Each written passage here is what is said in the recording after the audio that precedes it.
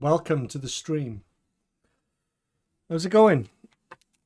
Do say hello in the chat. How are you? Right, let's continue this. Let's continue. Is this all? I hear nothing. Oh, there we go. I hear everything. I hear everything. Right. There we go. We're back. We're back. We're back. We're back in the game. EA Sports. It's in the game. Right. Right. What was I doing? The traps. That was it.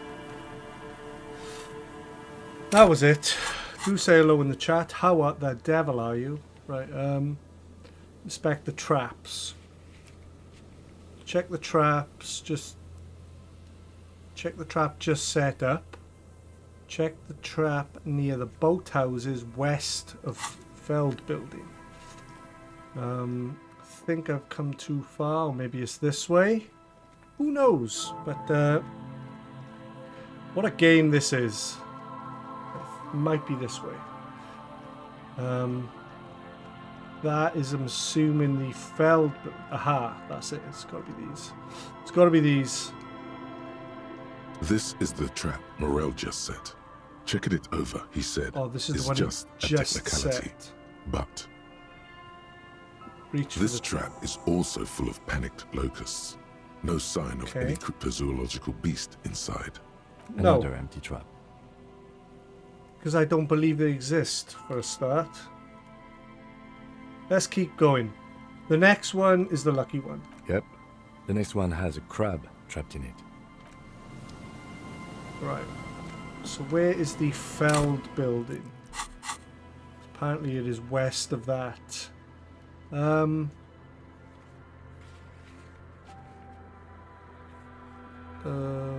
Any clues?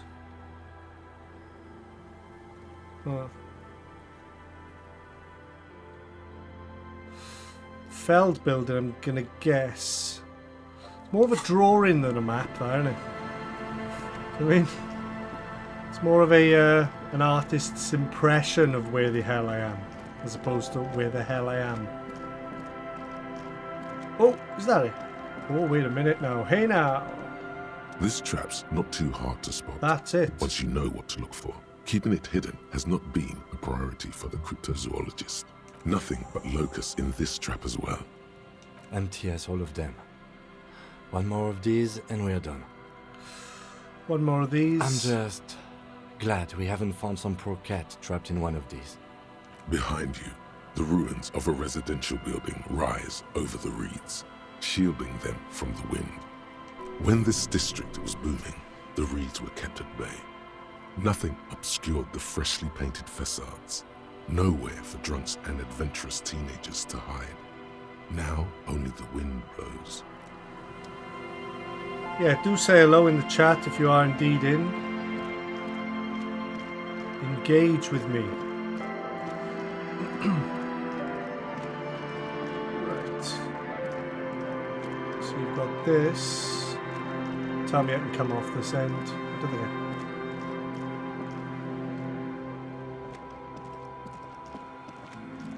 I've got to go all the way around. Fair enough.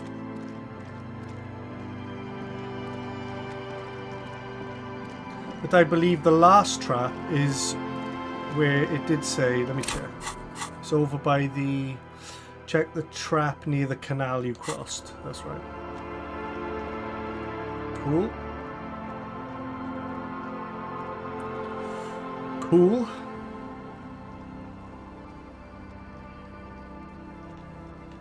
Bring up the map slightly. It's gotta be, is this south? Yeah. Yeah, here we go. This is the little village. It is the fishing village. The canal was where? This way. There it is. I see it.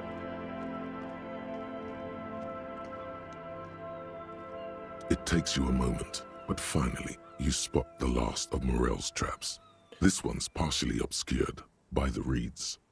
The trap feels light and silent as you pick it up. Something is different here. No locust. No phasmid either, but still. It's empty. Your voice echoes on the coast, carried by a gust of cold wind. Well, the bait worked on something. This doesn't mean it was a reed monster, though. Unless you see one in there. I just see an empty trap. The netting is a little untidy, messier than the others. Like someone or something picked up the trap and shook it before dropping it back down on the ground. But what if it is the phasmid? What if it ate and got out? Right. Anyway, that's for the cryptozoologists to figure out now. We're not cryptozoologists. We're cops. Right. So back to... The last trap was empty. Return tomorrow to Whirling. Yep. Exactly what I was going to say. Right.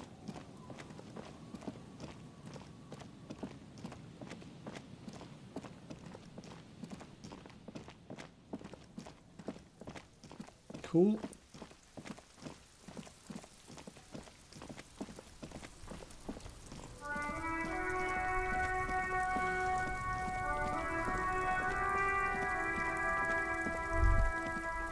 Oh.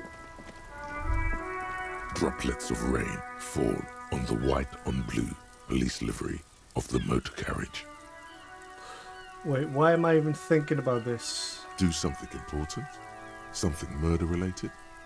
There's always something important. Doesn't mean you can't take a moment to admire this piece of machinery. This is a Caprice Kanema, the Caprice Motor Corps follow-up to their highly successful workhorse, Caprice 40, and the answer to the Lum's racing breed, Ferv series, with its air-cooled, rear-mounted 12-cylinder compression ignition engine, driving the rear wheels through a 4-speed manual gearbox. The Kanema is able to reach 100 kilometers per hour Turn to in top gear. 13.5 seconds and go on to a top speed of 180 kilometers an hour. Want to roll over in the first sharp The corner? high center of balance is offset by a large battery bank This bit written by mounted at the Jeremy bottom of Clarkson. the cabin, feeding all the auxiliary systems and making the Kanema effectively a mobile power plant. This tech talk is really rubbing me the right way. Due to a quite steep price tag, it is can't very read. unusual to see one in police livery. The machine really puts that loco back in locomotive, points to the vehicle, very cool. You want to take a closer look? 130. I reckon that's a 7-liter V12 there. 7.2. Supercharged. Saying these words brings him immense joy. He's a car man. Yo, Shadow Diamond, guess what? Still doing the drawing. And oh, hi. Hello, how are you? Yes. An extraordinary machine. It's nice and all, but why so modest? Put some zing into it. Flare it up. Slam it down. Helium headlights would improve the range and quality of the visual field a lot. You need to slam it, make it more imposing. Sorry, I'm not following you. Ah, good. Lingo it up. Drop the ride to Hando Mill. No, that's I'm good, yeah. porno tuning. Use bigger words. I need a massive aero kit and gargantuan roof mounted. Porno. That's short for pornography. The sole purpose of pornography is to stimulate one's visual sense to evoke sexual arousal. The same is true with the modifications you're proposing. That's a negative on the porno. Thank you, though. Let's move on. What are we talking about? What the hell are they talking about now? Right. Oh, I streamed this for like 5 hours earlier on. And streamed this for like 5 hours earlier on. Then I jumped off for a couple of hours. I had some dinner. There he is. I had some dinner. I watched Godzilla vs. Kong. It was good. It's great to see you again, but it was officer. good. My wife can't wait to thank you. Go on, talk to her. Oh, sweetie, I don't even know how to thank you for finding my husband and helping him out. I hope we haven't been too much trouble for you. Just doing my job, ma'am. Here, I want to give you a small token of my That was a gratitude. tie. It's a tie, Eight Mexican origin. The pin is an Terratone antique, tie. quite special. The little silvery knob holding the tie together feels warm in your hand. It's in the shape of an avian skull with 8 eyes. You could ask her about this when you get the time. It's probably a cryptid, but the phasmid, of course, is more important. There we go, 97%. There's really no point in manipulating anyone. She'd be only too pleased to tell you about her work. Go on and ask. Hey, Lena, I'd like to hear some of the cryptids you've studied. Oh, I'd be delighted. Let's fish Truth out the be liars told, in this I could conversation. really use the company too. One cryptid, not a couple. One. This won't turn into some kind of cryptid extravaganza. Okay, Kim, just one little cryptid, promise. He nods and assumes a waiting Cryptids, posture. cryptids. Let's hear about all the interesting cryptids. Ooh, tough choice there. Is this bird a cryptid? Points to the tie she gave you. No, it's the cryptid. Oh, yes. The? The eight-eyed teratorn, the largest flying avian ever discovered, with a wingspan of 11.5 meters. It was thought to have gone extinct 3,500 years ago. Some even doubted the fossils were real. A mutation, they said. Until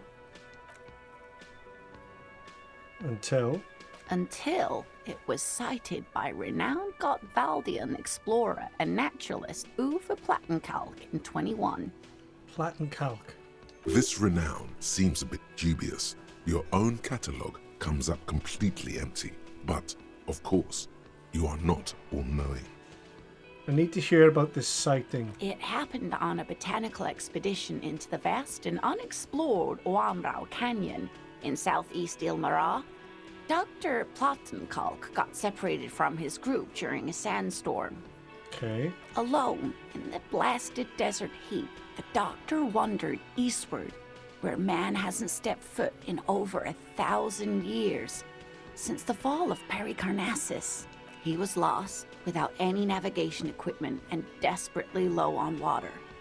After a day or two, he noticed a bird high in the noon sky. A great black bird. It seemed gargantuan. Every now and then, the bird would dive down to feed on an animal carcass somewhere on the horizon.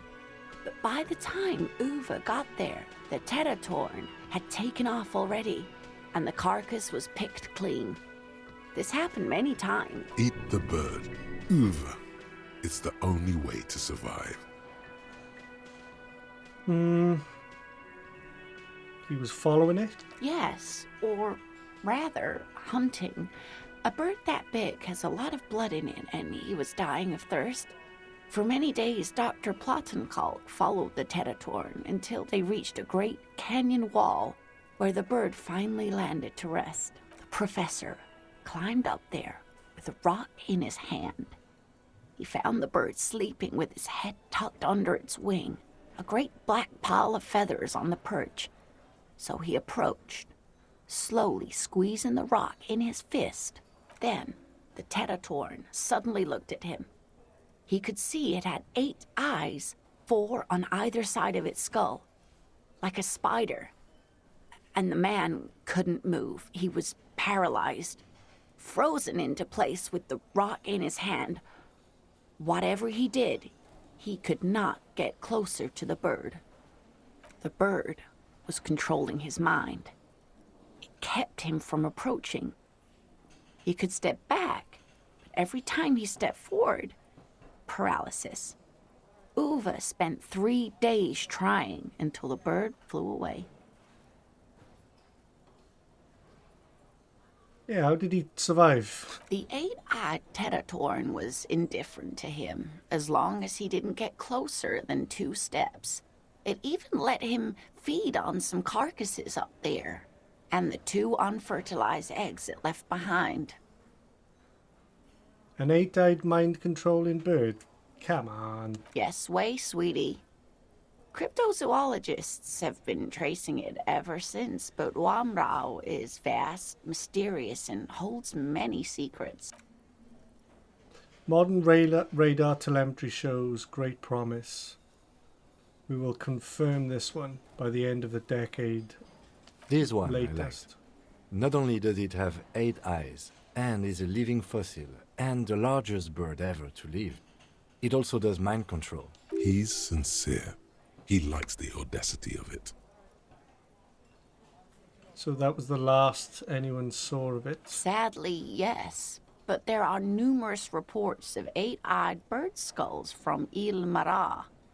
And then there's the striking resemblance to the Pericarnassian imperial eagle, an ancient heraldic symbol that is hard to pass off as coincidence. The imperial eagle, too, had 8 eyes. Not really. It's just stylization. The way they drew eyes. It's not a zoological drawing. This one's very famous. Everyone knows it. People will be looking at that tie on you and thinking, that man is into cryptids. So, what So I was else do you afraid want to of. know? What's the most dangerous? Is that a cryptid on this pen you gave me?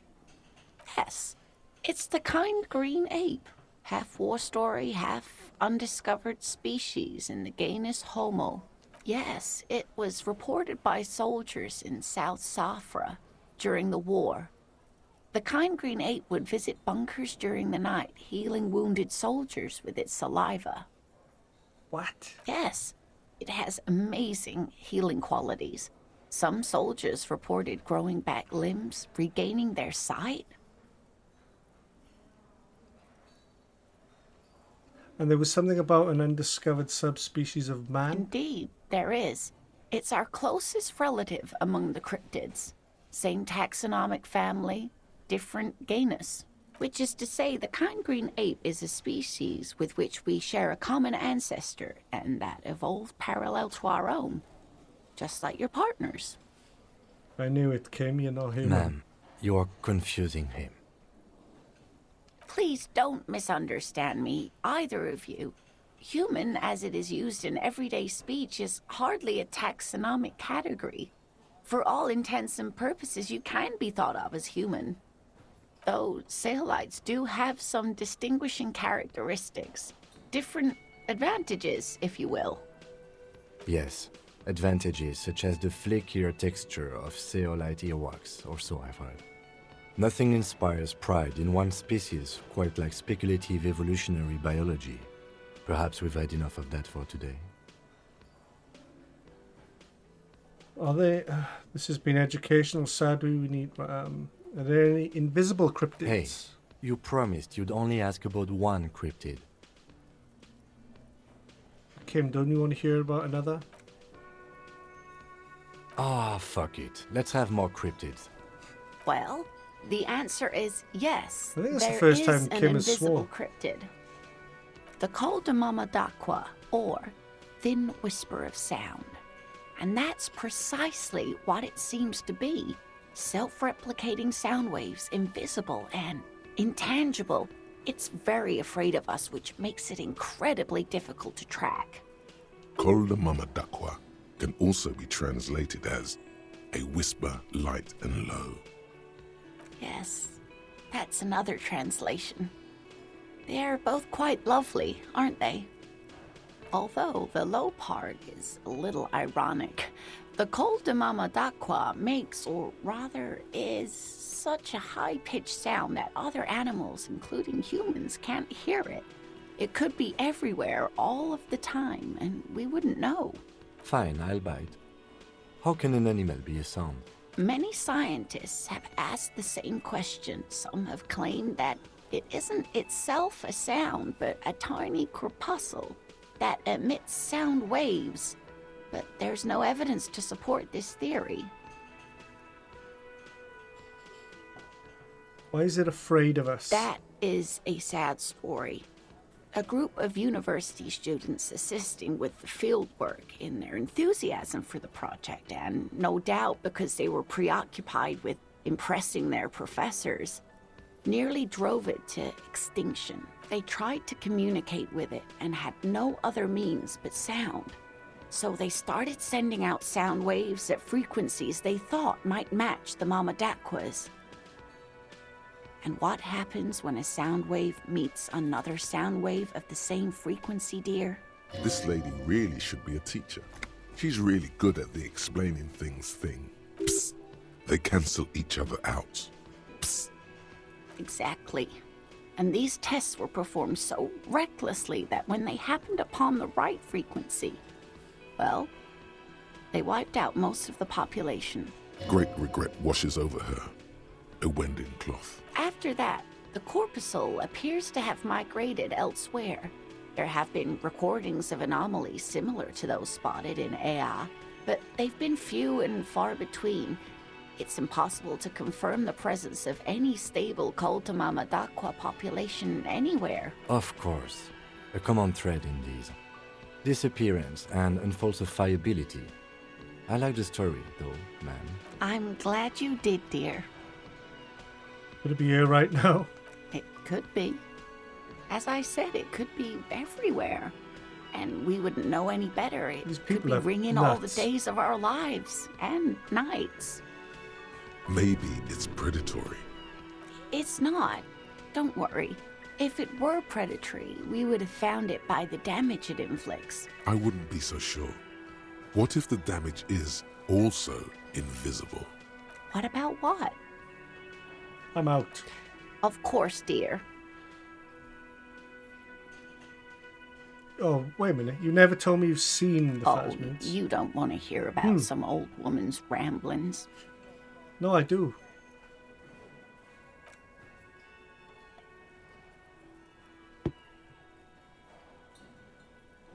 Ramblings? Nonsense. Your description of the Phasmid is the most precise I've ever heard. But, darling, I didn't even get the size of it right.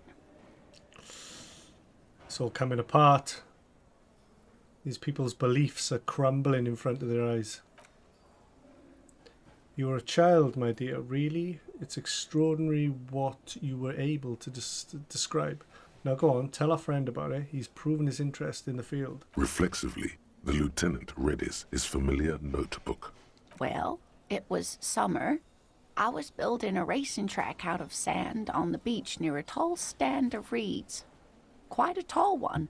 Many times my height, I remember. When, all of a sudden... How old were you? I'm getting ahead of myself. I was 5.5 in Betancourt in the suburbs. My grandmother had a summer home there. She'd just started forming memories. Real memories. Not the billowy haze of infanthood. Betancourt got bombed in the war. It used to be quite near, circa 20 kilometers from here. The strangest moment of my life. I looked up and one of the reeds moved. Not like a plant, but like a living thing. It stood up and looked at me. Its body unfolded like some antique toy. I've never seen anything like it. She had no fear, just surprise. I didn't know this can happen, so I reached my arm and touched the thing. It felt just like a stalk of reed, but it moved, swaying, towering above me. After a while, 20 seconds, a minute maybe, it left, went into the reeds. I tried, but I was only a child. There was mud and high water. I couldn't see it anymore. I was just standing there knee-deep in mud, looking around me. Where did you go? Don't Grandma. go. I ran back home to my grandmother and asked her if reeds could walk, and told her they were looking at me. Of course, she just laughed at me, but I knew what I'd seen. For years, it was a story I told at parties when I wanted to impress boys. That sort of thing. Of course, most people just took it as a strange, amusing anecdote. So did I, honestly. But then I met Morel. We were on a date, can you imagine? She tells me a story and it's the most detailed report of the Insulindian basmid I'd ever heard. Sound, she told me that it hissed. So that's how they met. This is beyond significant. It did, yes. Like reeds in a gust of wind. The way it moved, the colour, how some of its limbs were white like marble. It matches perfectly with what I know from other accounts. It was amazing. If it weren't for Lena, I might have given up hope years ago. It's no exaggeration to say that she restored my faith in my profession. He looked at her with admiration, forgetting a wild smile on his face. White limbs? Not all of them, he answered. There is some white coloration reported, along with beige, where the camouflage ends. How big was it? It's hard to say how big things are when you're quite small yourself. To me, it seemed to be taller than I was then, but that's probably not the case. Oh, do I say it? Maybe you imagined it? Kim, what do you think of this? I thought it was a wonderful story, man. You gonna back me up, or is that it? Maybe you imagined it. How could she? Who imagines this? A 5-year-old. She didn't know about the phasmids. This is the main thing here. What makes it a confirmed sighting? She had no previous knowledge of the So she insect. couldn't have made it up or imagined it. That's true, yes. I'm almost certain neither my mother nor my grandmother knew of it. It was only when I started telling my story as a teenager that boys would tell me, "Lena, you trying to tell us you saw the Insulindian phasmid out there in those reeds? Get out of here." They just give me a cider and ruffle my hair and tell me to stop dreaming. But I saw it. Thank you for sharing this with me. You're welcome, sweetie. I do appreciate the chance to relive it whenever I get one. It was just such an impossibly sunshiny day. So warm. And she could get up and walk right into the reeds on her own, into the mud, anywhere.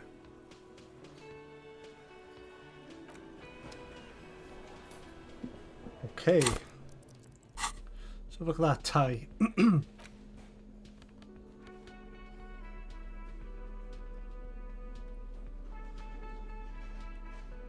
Octopal vision.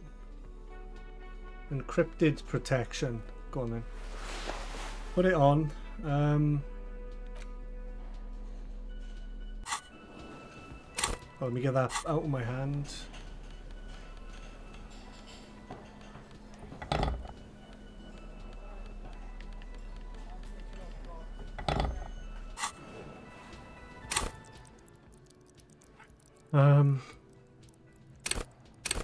Intellect.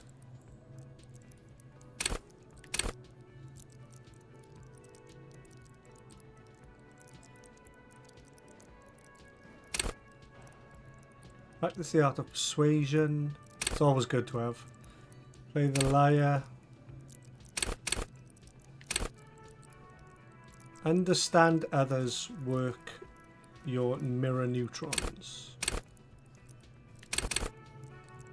Keep morale up. There we go. Right. What now?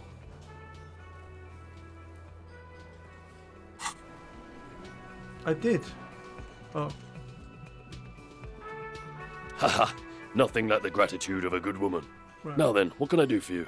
He tries to play it cool, remain professorial, but inside, this man is itching for some news on those traps. So I checked all the traps. And one of them was empty. Completely empty. Surprise, tempered with fear and trepidation. He doesn't know what to think yet. Maybe you're joking? Yes, there was nothing in the trap. No locust, no phasmid. No locusts? No phasmid either? That's not ideal, but It just means the Insulindian phasmid is even more clever than we thought. does it? She's engaging in a well-known self-deception called motivated reasoning. You should correct them. Of course, more clever. You're dealing with a subject near and dear to their hearts. It might behove you to tread lightly. Yes, the Phantasmodia picked off the locust and escaped. This is good news.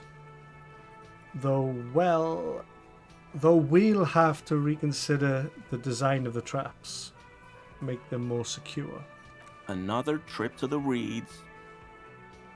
Yes, that's exactly what it is. Of course, be sarcastic. Unless you have an alternative hypothesis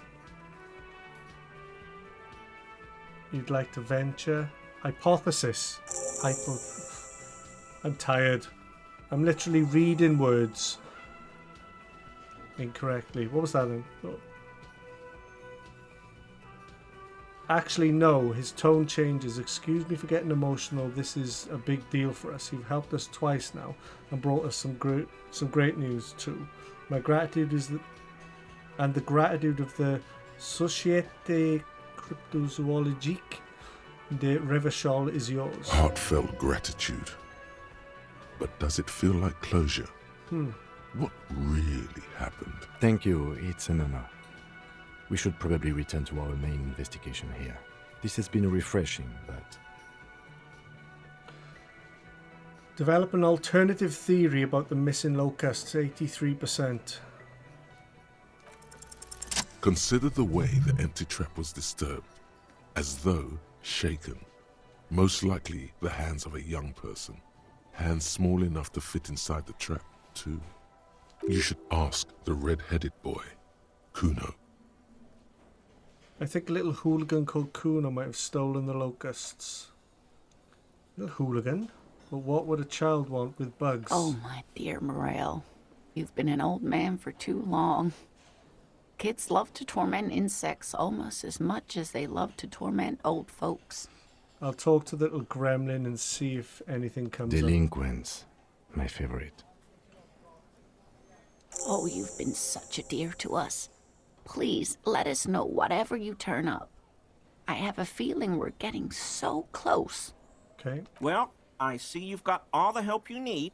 I'll see you tonight at my place.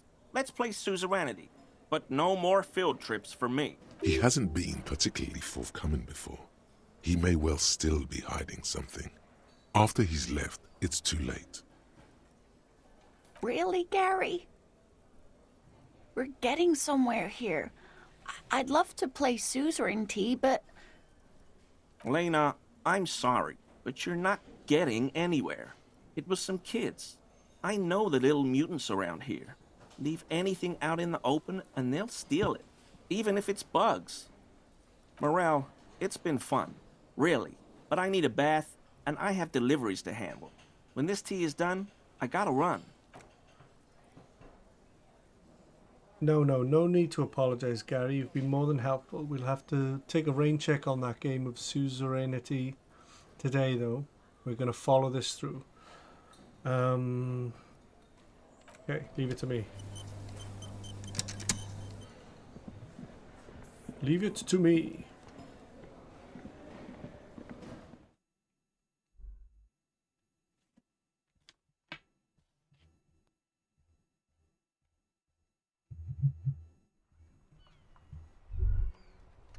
Was that?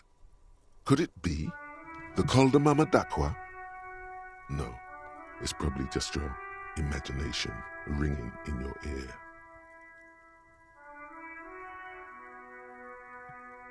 There seems to be an extremely high-pitched ring. Ultrasonic. Lena said it was very high-pitched, right? It's like something tickles your ear. Lena also said that it couldn't be heard by any other animal, including humans. What you're hearing must just be a regular bird. Honestly, your ear isn't hearing a whole lot. The distant hum of the industrial harbor, the traffic. But, admittedly, there is a high-pitched noise somewhere there too. But then, isn't there always? No, I don't hear the Koldomama Dakwa, and neither do you. Of course he doesn't. He's deaf.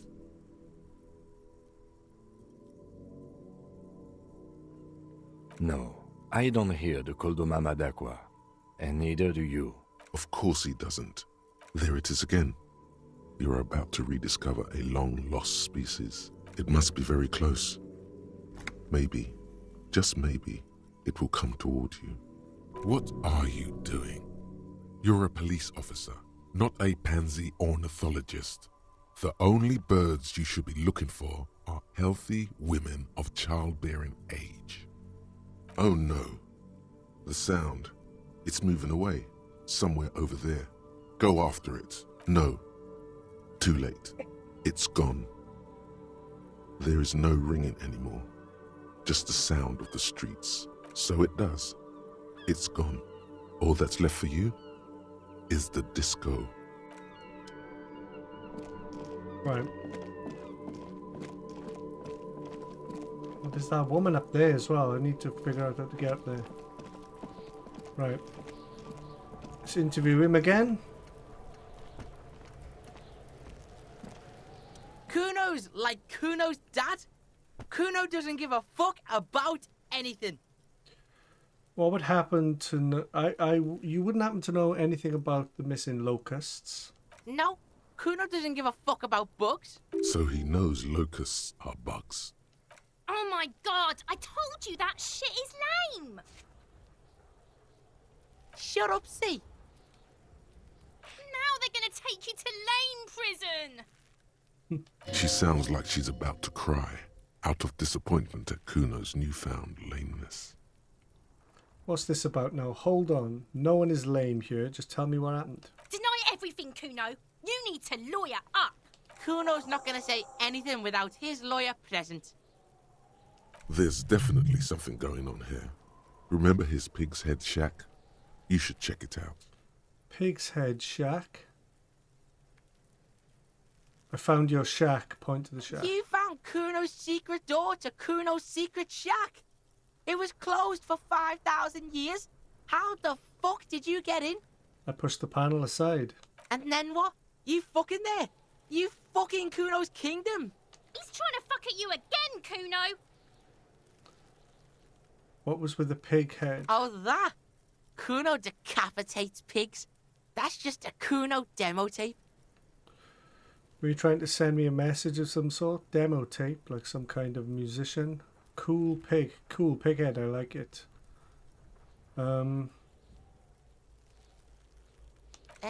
Yeah, to the both of you, watch your ass in Kuno's town, or Kuno's gonna fuck your head off.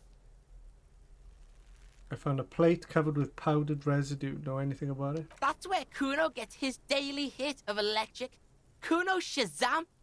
Kuno rides the fucking lightning in their pig. Bet you'd like to ride the lightning too, wouldn't you? You feel tired and old, but you could have that sparkle in your eyes. What's with the tube of magnesolum? It's a vitamin pig. Don't you know anything?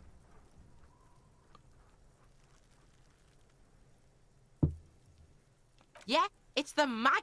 You fucking need that shit to stay on top of your game. Kuno goes through like a tube a day, rips mag like a motherfucker, and you could use a battle. Oh, don't teach him, Kuno! He's gonna use it against you, Kuno! I know all about magnesium. I rock it all the time. Come on, it's just magnesium. Don't mystify it. You're not getting this, pig.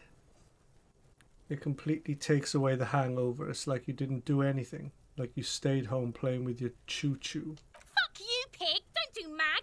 You're gonna OD and you're gonna fucking die! I've heard enough of this. Good call, Pigmeister. Don't come and talk to Kuno about his kingdom. Let's talk about your shack again. The fuck do you want with it? Good call, Right. Pigmeister. Kuno doesn't fucking care. Right. Find out the real reason why the trap was empty. Local kids might know. Let's check his... was it there or was it... Yeah. Let's check his little shack again. Something's up. He's definitely up here.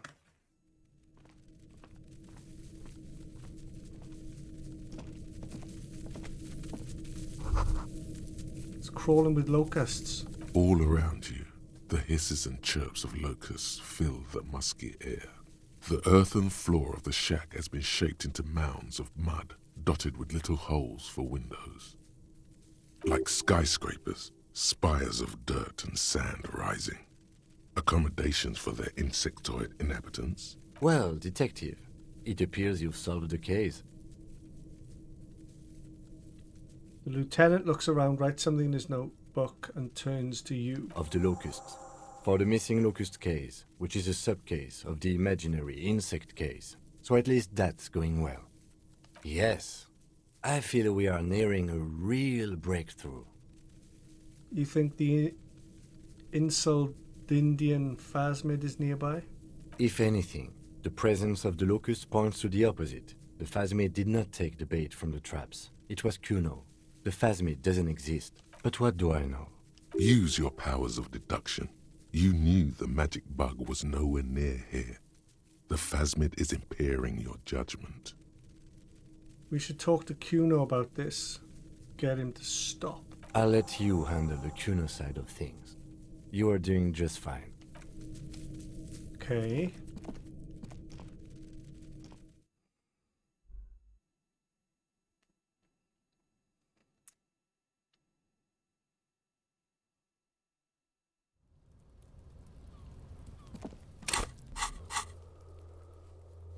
Confront Kuno about the locusts. There we go.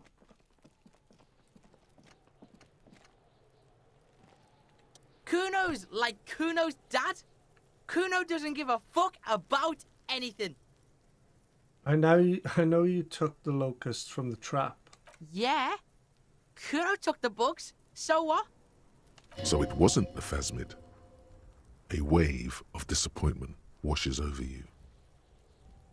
I was really hoping it would be the Reed phasmid that ate the locusts, not you, Kuno. Yeah, well, Kuno's all you got, bitch. You say you don't give a F about the bugs. Then you go and build your home bug town. It's not Bugtown. It's the city of locusts. Locusts aren't just bug shit. They come out of the sky like a fucking shadow. Stop! She wails from behind the fence, then buries her face in her hands. You stop. It's like they're fucking night. Locust City, Night City, City of Rage. There's a tug of war over the name of his fantastical city. It's almost too big for his imagination. The girl forces herself to watch again, the corners of her eyes twitching from discomfort. The lameness is causing her physical pain. The damage may be permanent. City of Range sounds like a cool place. What are you, some kind of artist now? Whatever, kid, I just wanted to ask. Maybe I am. Another live stream, bro? You should rest. Maybe I am. he says, looking straight Did in he the eye. just say I? Um, Kuno usually calls Kuno. let me Kuno. finish this. No, I'm all right. I'm good. I'm all good. Right. Hold on. Did I hear you right? You and I. Did he just say I? Maybe I am. Kuno made Kuno. Kuno says whatever the fuck he wants. There are no rules here, pig. I fucking say I when I wanna, and Kuno when I wanna. Kuno's free. Kuno's free to fucking die, bitch. This is what he sometimes does when things get tense. That's great, Kuno. It's cool to make art. You should listen to your friend, Kuno. Art's lame as hell. Oh my god, Kuno! He's gonna make you totally lame in like 3 seconds. Don't let him, Kuno. Yo, fuck you, see? Kuno can be what Kuno wants to be. Kuno's his own man. Kuno's free. He tears at the button of his shirt, trying to rip them open, but they don't give Kuno way. made himself into Kuno. Kuno can make himself into anything. Kuno can make himself into a pig if he wants. Kuno can make himself into a... Kuno doesn't give a shit. Don't make yourself into a pig, Kuno. You'll have to take me away. So that's what this is about. That depends on the choices you make, young girl. Oh, come on, no one is coming to take you away. Without a word, she disappears entirely behind the fence. For once, the boy is lost for words. He turns completely red now, with splotches of white beginning to appear across his face. You got him. Now convince him to leave the cryptozoologist's traps alone. I need you to stop taking locusts from the traps. The cryptozoologists are trying to find something very important. Those locusts are bait. I don't give a shit. I don't need the locusts anyway. Shit is all lame now. C was right. The girl's face appears again, above the fence, just long enough to make eye contact with Kuno. What's going to happen to the locusts? Kuno's gonna let the fucking locusts die. I have to ask, what does the city of It locusts don't mean anything. It's shit. Kuno just likes to focus. Kuno likes to concentrate on shit. Build shit when he's zipping hard. Fuck. Pig, you really shouldn't have fucked with Kuno City. Now it's all fucking lame. Okay, now that that's settled, I'd better be off. The fuck are they trying to catch anyway? With the traps? The insulted Indian Basmid, of course. Carter K, how's it going? Yeah, I streamed for like 5.5 hours this morning. Ended the stream, had some dinner, I watched Godzilla vs. Kong, and now I'm back. He recognizes the name. Wait, ooh. Bitches think Kuno doesn't know shit. The fuck out of here. Kuno's tired of this shit. There's silence between the two children. They're not saying anything to each other, nor looking in each other's direction.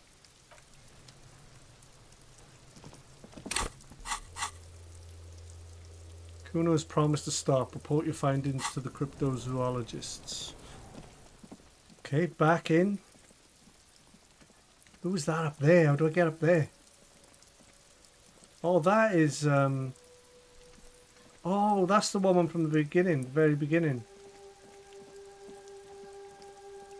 How do I... Wait a minute. I should be able to get up there at some point. Fair enough. No rush.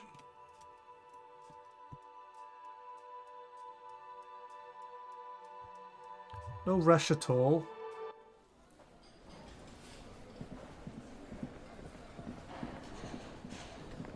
There they are.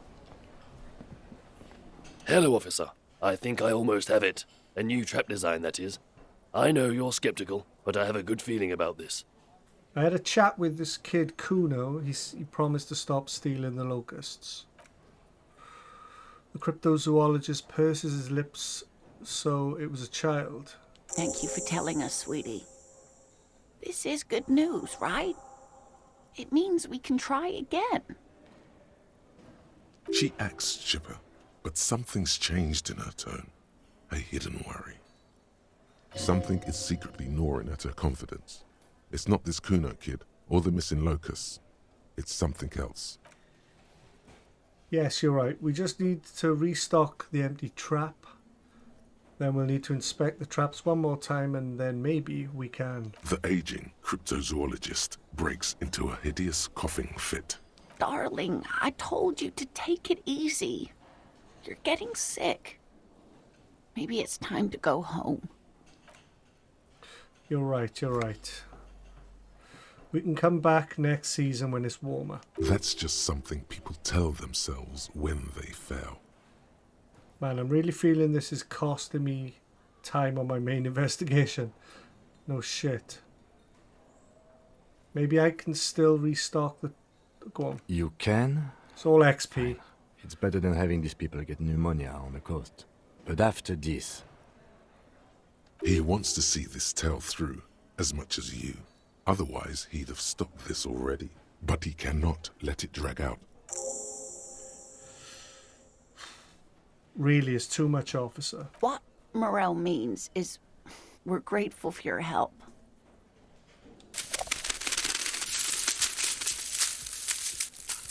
Here's a fresh batch of locusts. They should slide right down the funnel.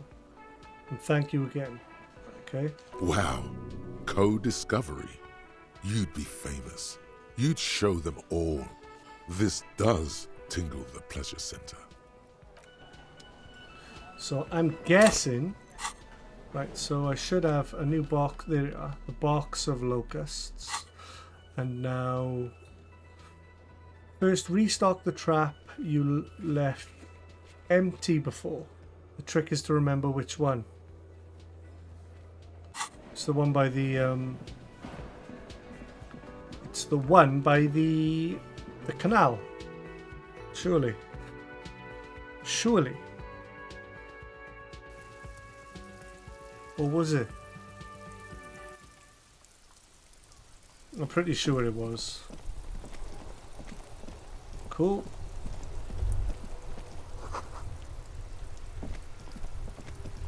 Yeah, do say hello in the chat if you're in.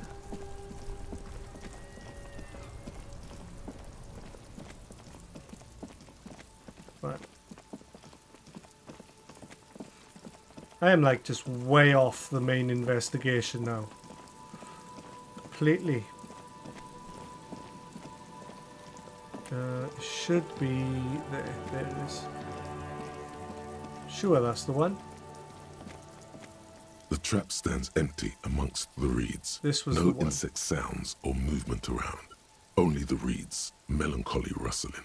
Rain drips from the netting of the trap. This was the one. Fantastic. Release the locusts into the empty trap. The locusts, dazed from being transported, slowly begin to acclimate to their new surroundings. They're not really going to get the chance to get comfortable here. Good. Now that's done. When do you think we will return to our impending apocalypse of a murder investigation? Don't answer that. It was a rhetorical question. So now, hopefully. Right. You've restocked the trap. Now report to Lena at the whirlwind.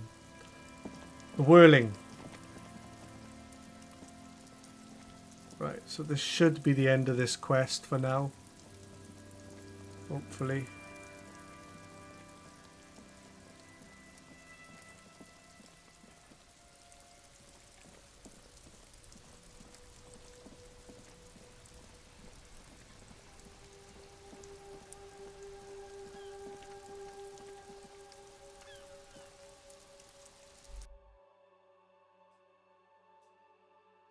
Yeah, say hello in the chat if you're in. Do say hello.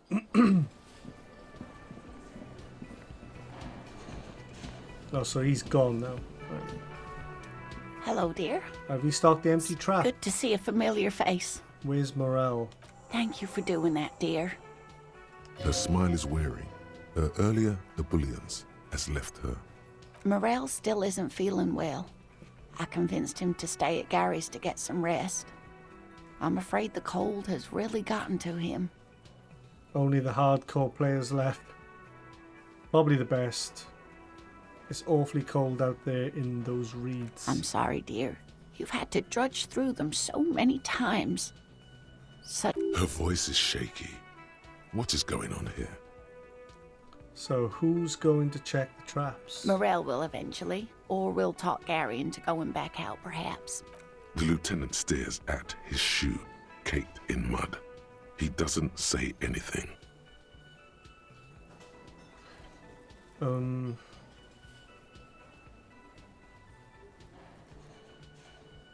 That really is too much, sweetie. I'll Thank do you it. for your dedication, but I can see you're coming down with a cough yourself. Oh, God. Very strange. Why is she not letting you do this? It's like she's given up. You seem different. Different? How? Answering a question with a question, for example. You've given up on the Defensive isn't phasmid. her usual style. I'm in doubt, sweetie. That's all. Everyone is now and then. It's a strange feeling. I haven't really told this to anyone, but you are a police officer. Do you ever wonder if some lovely story from your childhood is just that? A story? Or a dream? Seeing the Insulindian phasmid was just a story I used to tell people. I didn't really think about whether it was real or not. But Morel told me you'd seen it. Morel's so proud of it.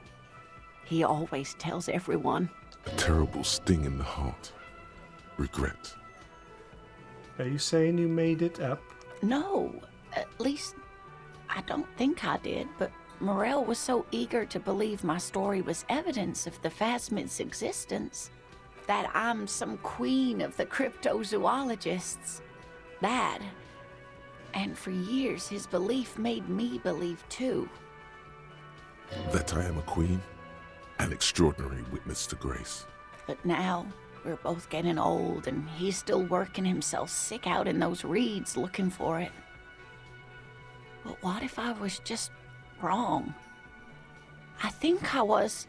The lieutenant opens his notebook, but doesn't write anything.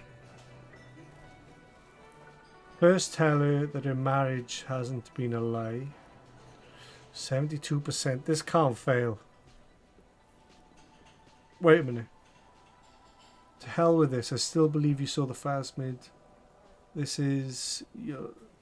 Thing is, you're not sure you made it up either. Okay, a false memory. It's a false memory. Doesn't mean all cryptids aren't real.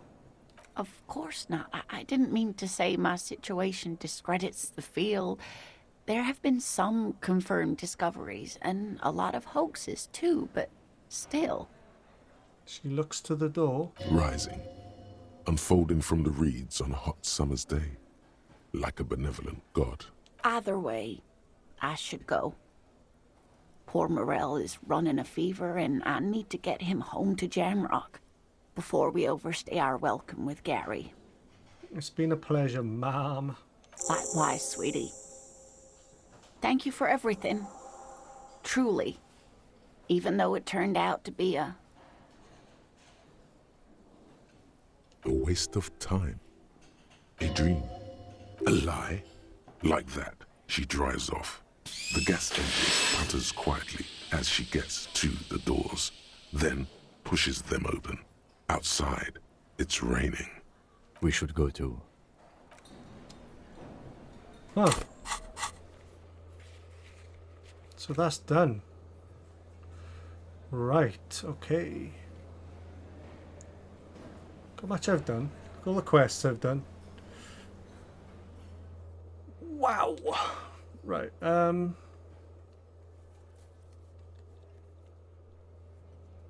confront, that's at 10 o'clock tonight. Prove your authority to Titus Hardy. Find a way into the passage.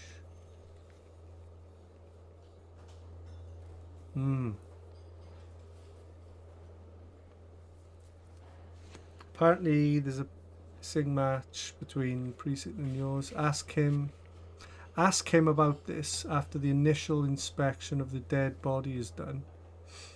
It's unclear how to go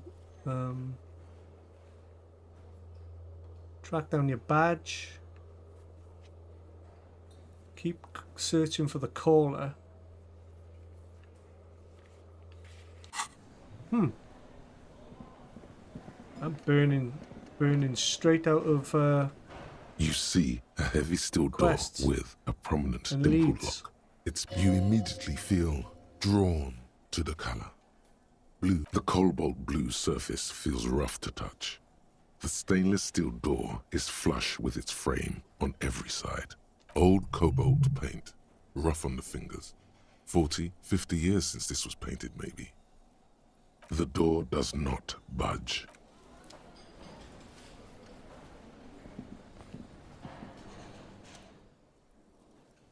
By the way, we speak Speak Revacholian? This man is a foreigner. Speak Revacholian, yes, not this funky thing he's... Right. This man is a foreigner. We speak Suren. There is no such thing as the Revacholian language. But don't worry, your message remained clear. The cook is still smoking, ash falling from his fingers. His hands are large and clean. Good thing he didn't understand a word of your stupidity. Speak Revacholian? We speak Suren. There is no such... Good thing he didn't understand. Anything else in this room? No. Let's talk to these guys again. Mulder and Yes. Scully. What is it? So what precinct are you from? Oh, we've done all this. Yes? What is it? Oh, not you. You. Again? I can't believe this shit. Is there something strange about this guy? Figure it out. 42%. Come on. You know Yes! what it is. It's like the two of you know each other. Just ask him. Tell me the truth. Do you know me from somewhere? Oh, I definitely know you from somewhere. Another life. Yes, from another life. A different life. Maybe the life of a police officer belonging to the ranks of the... To what station do you think you would belong in this alternate and totally fictional reality? 41st. Okay. That's plausible. That's entirely plausible.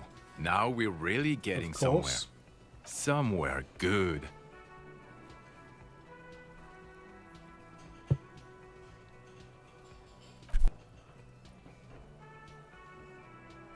Let's talk more about the hypothetical Station 41 you mentioned. Oh, the hypothetical 41. Yeah, let's fantasize about that. I'm not busy. You're not busy. Let's just play around. So what would our relationship be in this alternate universe? Do you have a crime to solve? Who else is in your imaginary police station? You have a crime to solve. Oh no. No. You see, I enjoy watching other better cops solve crimes. Let me tell you, it's been quite a privilege seeing you work. This isn't helping.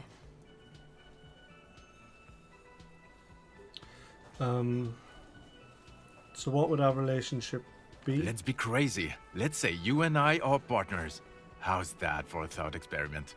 Partners in crime, or you seem like a cool guy. I'd love to have you as my partner. You seem like a bit of a drag, no offense, but I could do better. Kim's cooler than you, I've got to admit. I'm sure he's fucking flattered. But Kim is not part of this thought experiment. In this one, we're partners. The lieutenant is silent. Okay. Like, partners in crime? No, because in this thought experiment, we are police officers. In a police station. We don't do crimes, we're not crime bros. Oh yeah, what am I on about? Come on, stop it.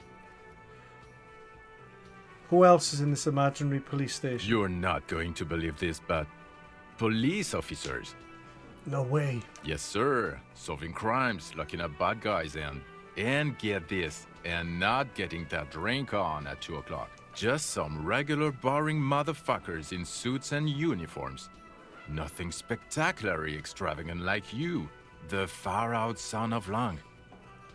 Who's the far-out son of Lung? Oh, it's you, you eccentric genius. He winks at you sarcastically. I mean, with your unorthodox approach to police work, it has to be you. Want to tell me more about him or her? Not even a little bit. It's an urban myth about an officer who is so far undercover he can't remember who he is. As I said, just an urban myth.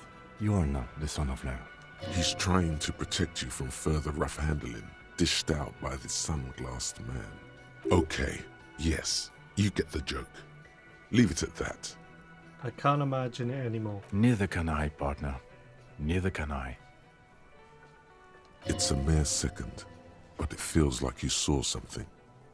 A gram of compassion in that sadness.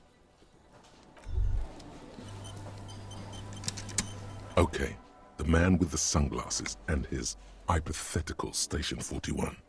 Weird, right? I guess it was kind of weird, yeah. There's something missing here. Something you can't put our finger on. You know what? Just ask him. I know it sounds crazy, and you'll probably get laughed at. But still. I was thinking the same thing. I should just ask him if we're from the same station. Yes, just cross it off the list. It's probably not true, though. Again? I can't believe this shit. Look, I just have to ask, are we from the same police station? I'm going to say no. Just to see what you'll say to that. Okay. What'd you say? Okay? Jean, he said okay. Give it a rest. Okay, I was clearly wrong. He is a firefighter, male nurse, animal control agent, something of that kind. Not a cop. Go on with your cop work. Don't let me stop you again.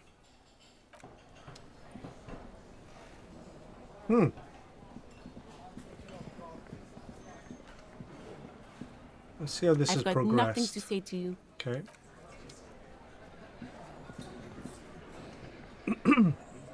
What's the percentage on this now? Has this been expanded? What is it?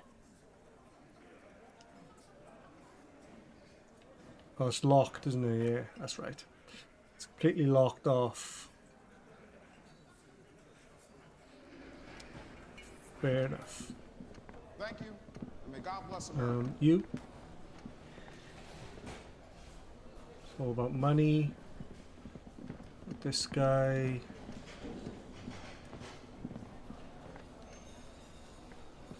Hey, was there something you needed? Well, well.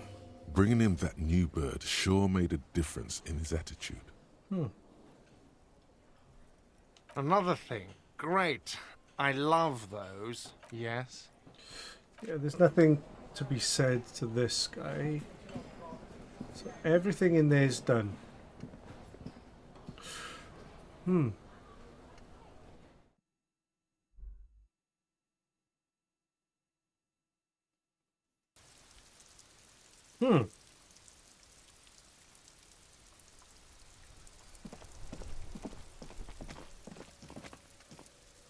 See if I An can. old call box with a matrix of push buttons. East Delta Commerce Center. This must be the name of the doomed commercial area. Oh, the slipstream number she gave me, yeah. Work. Whatever she says, it can't hurt you. You're a different person now. Stronger, healthier, and... Alright, maybe not healthier, but it's a bonus that you've drunk so hard you can't remember any of your past relationships. Oblivion's the ace in your corner. Call her again. There's a light buzz as you press the doorbell, waiting for her to answer the call. It's cold outside, and you can hear the wind blowing into the speaker. A strange metallic taste fills your mouth as you stare at the intercom. There's the static again. whispering like a seashell pressed against the air. Yes, hello. This is Price and Peniel Electrics. Have you come to place an order? Hi, it's me again. I wanted to talk to you. Last time we talked, there was some confusion. My God. Here come the bad vibes again. Relax. Distance yourself from it. What? It's you. My God. I didn't think I would hear your voice again. Wait. Is she... Are you repeating your words? Did you already say that the last time we talked? She did. Michelle, just please. Michelle? Why did you even call? I don't understand. You've been gone for months. I thought you didn't care. Is this some kind of joke? Do you think it's funny deceiving a police officer? Just stop her already. Stop repeating your words. Officer. The voice from the intercom doesn't answer, but you can hear her breathing. Wind blows into your microphone again, crackling and echoing in the box. Your hands are getting cold and your breathing becomes visible, forming small silvery puffs in the air. Can we talk? Ever since I came to work here, it's been different. As if my mind's been wiped clean. Say nothing. It's so nice. It's so nice to be able to finally forget about you. And then it hits you. So recording. She tries again not to cry, and still doesn't succeed completely. Her quiet sobs sound old and distant, as if her voice is being played off a wax cylinder. Yeah, I've done this before. Real or not, your mirror neurons react. It feels painful to be listening to this. Anger boils up in your chest. Why does it feel like it's my fault? Her sound melts into the static from a long-distance phone call. From time to time, you can hear people talking in the distance, but can't make out any words. This is where you hung up the call the last time, but the recording is still going. Keep listening. The phone rings in the office with an old-fashioned chime, and someone walks by in a pair of heels. The static is like a warm blanket wrapped around the sounds. Is anyone there? No one replies, but the static grows stronger like rainfall. Then a female voice speaks out, completely different from the one before. Glorious and total somehow, crawling inside your head. Her words are too cold to comprehend. She smells of sodium lights and rain streaks on car windows. Eyes like pilot lights watch your shape in dark hallways. So...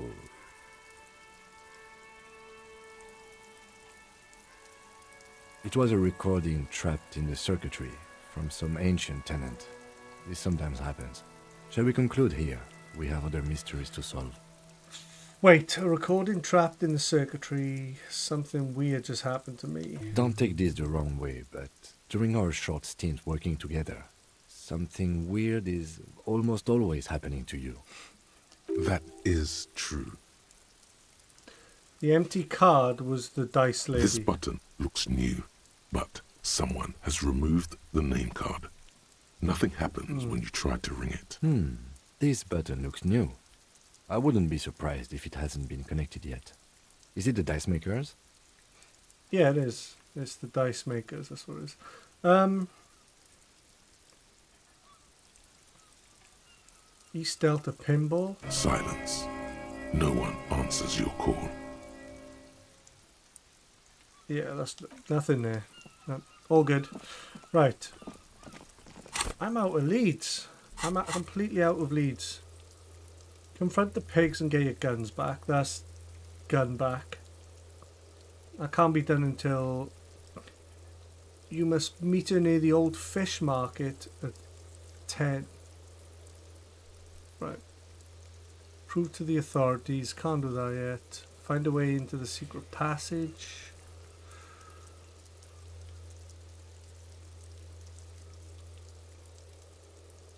That needs to be after the initial inspection of the dead body is done. Wait a minute.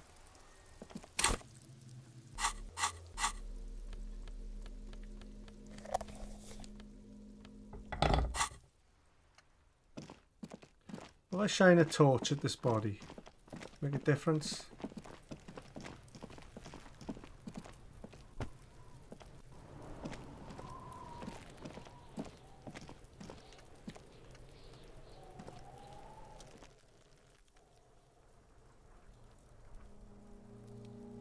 Let's just try that. The smell is repulsive. It pushes in from your mouth, more instant and more familiar than anything you'd expected, more fever than odor. It fills your mind, flushing you from within. Let it out. Oh, yo, there we go.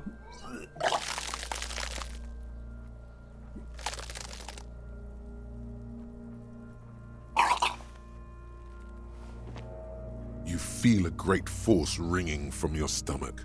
Your body curls and pushes it out, burst by burst, until a pool of vomit lies under your feet and your throat stings from the stomach acid. The smell of Commodore Red rises from the pool. Among it, distilled spirit and bits of shish kebab.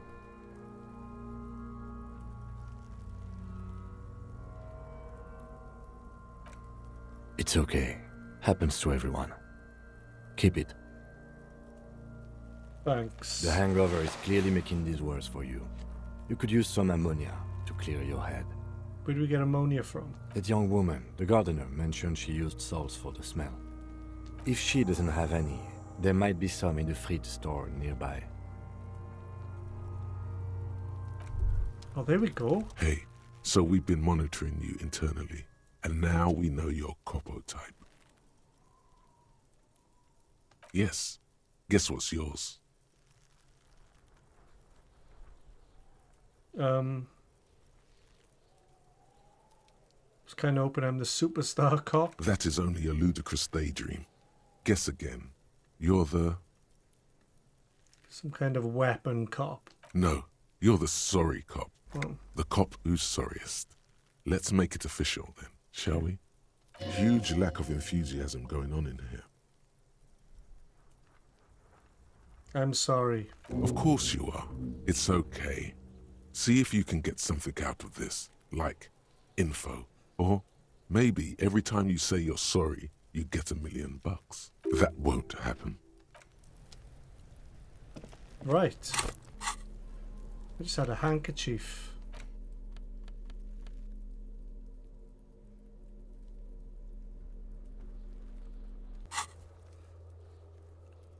Get ammonia from the gardener to make it easier. Aha, right. Oh, hold on. Rigorous self-critique. No. Wait a minute. That's probably something I should have done 15 hours ago. Oh yeah, where is she?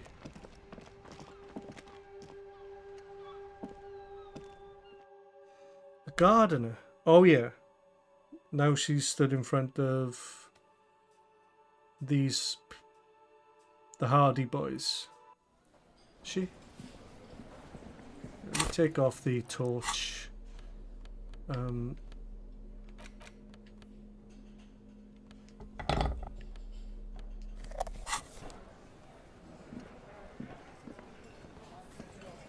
I've got nothing to say to you. Why are you wasting your time?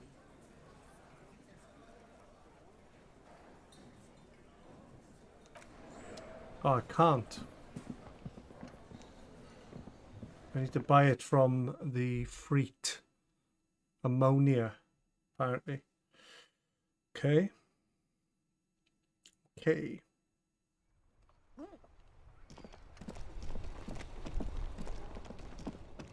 Freet with 3 T's.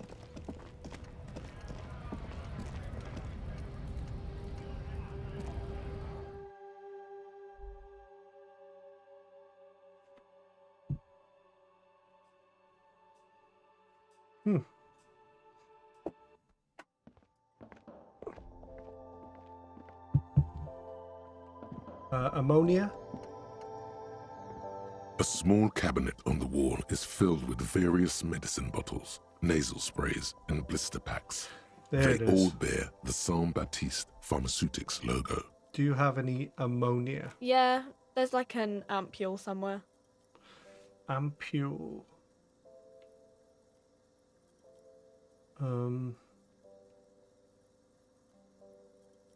want to buy some ammonia. There it is. Okay, don't like overdo it or something.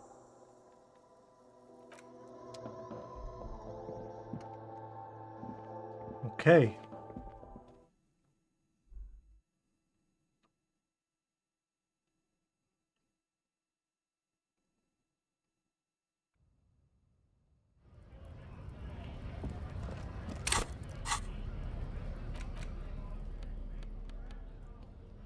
Ampule of ammonia.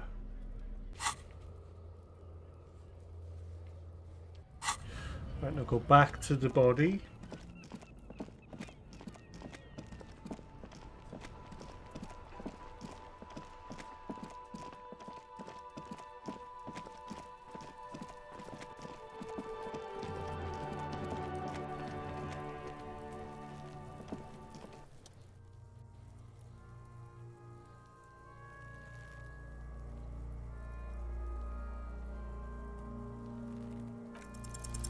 You crack open the ammonia ampoule and breathe in.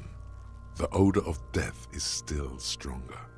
It's a spell of the mind telling you to run, and your stomach to wring itself empty. With your eyes squinting, you stand in it. Do they always do that? They do after 7 days, yes. Step We are closer. deep in decomposition here. Inspect the boots. The material appears to be ceramic. It's clean, white, stands in stark contrast with the decaying flesh of the knee above the knee. The man wore thick polymer socks, probably for padding. Fine array of interlocking plates covers them. Delicate and fragile, they feel alien to the world around you. These are clearly not boots. They're armor, possibly part of a larger set. Indeed. Technically speaking, these are sabatons, not boots. Ceramic plate. Zirconium dioxide, most likely. This is where the make would be. Under the heel. Fair weather. Fair weather model T500 VE. I'm guessing that's vitreous enamel. This is advanced stuff. Where's the rest of it? Piece by piece.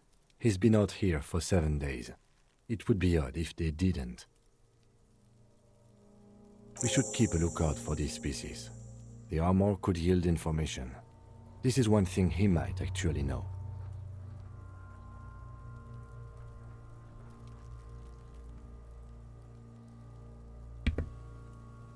We should keep a lookout for the pieces. Right. If you wear those pieces, it will help me protect your mortal coil.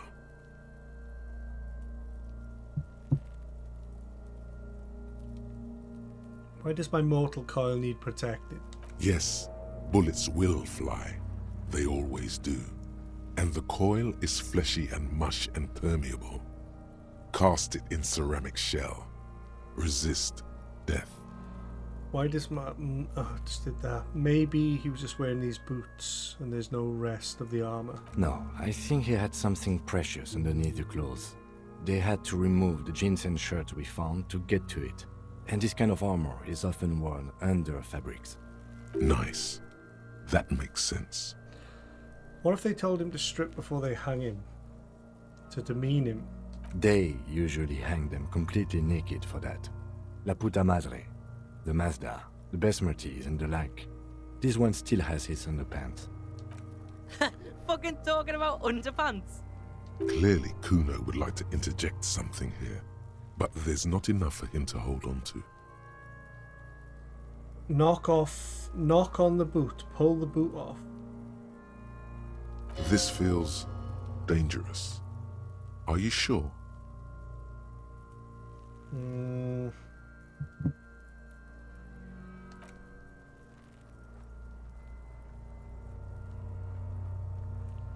Stop!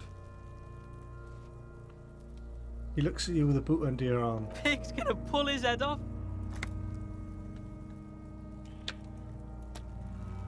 That's possible, Kuno. Brutal! Lieutenant, you seem distressed. Why? You're about to pull his head off. Do it, homo! I'm gonna pull his head off, right? Oh, should I be doing this? Yes, that's what I said. You'll compromise the coroner's case if you do. So please, don't. Right, okay. Indeed, from this angle, it does look like the neck isn't going to take much more. Being dead for a week has all but liquefied his muscles. What are you trying to achieve anyway? Why are you hanging on to that boot? These boots will go super well with my bell-bottom pants. This is advanced enemy technology. Nope. Are we not detectives? There may be clues inside the boot. Maybe we should concentrate on what's outside the boot and leave what's inside to the boys at processing? Just this once. Besides, there's no way you're getting them off.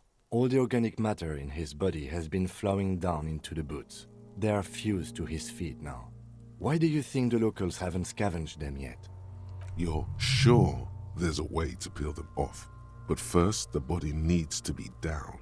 And second, it would probably be better if the lieutenant wasn't around. Sounds like a plan. The anticipation makes you crack your fingers. Feels nice. Nice and cracky. Okay, got it. Processing will take care of them. With the situation in the morgue, it will yield nothing. But we must pick our fights. Should we continue? Material looks out of place here. It is. It's expensive. We've requested similar material for our tactical units for years now. The constabularies deemed it too costly. In that time, we've lost 6 men to semi-automatics. How much are we talking about? For a full set, about 4 years of wages. For the northwest region of Revachol, an officer's average yearly income is 5,500 real, unadjusted for rank. Not too much, yes. Pathetic. I need to hustle more and hate less. I have no idea what that means. Trophy? How could this man afford such expensive hardware? Good question. He worked for Cronel, like Joyce told us. This is military equipment, provided by a wealthy security contractor, with state ties, way above what we have. Knock on the boot. A small bell-like sound fills the air. Suddenly, your biceps coil up. Your elbow is sharp and cocked for a punch. Sounds fragile. It's anything but. This material is a kinetic redistributor. It spreads kinetic energy horizontally, from plate to plate, dissipating it entirely. See? Faint organic lines cover the plates where they separate into small ones. These plates then divide into smaller plates until there are hundreds of them all together. Like whirls of floorboards, the design looks organic, influenced by highly resistant wood materials, like lignum vitae and ebony perhaps. What does this remind me of? If trees were made of porcelain, this is what their cross-sections would look like. Run your fingers over the lines. The smooth, glossy surface fractures into ever more intricate interconnections, peaking on the right sabaton, where you notice the whirls are in the shape of a letter and number combination: E50, 100, 1000.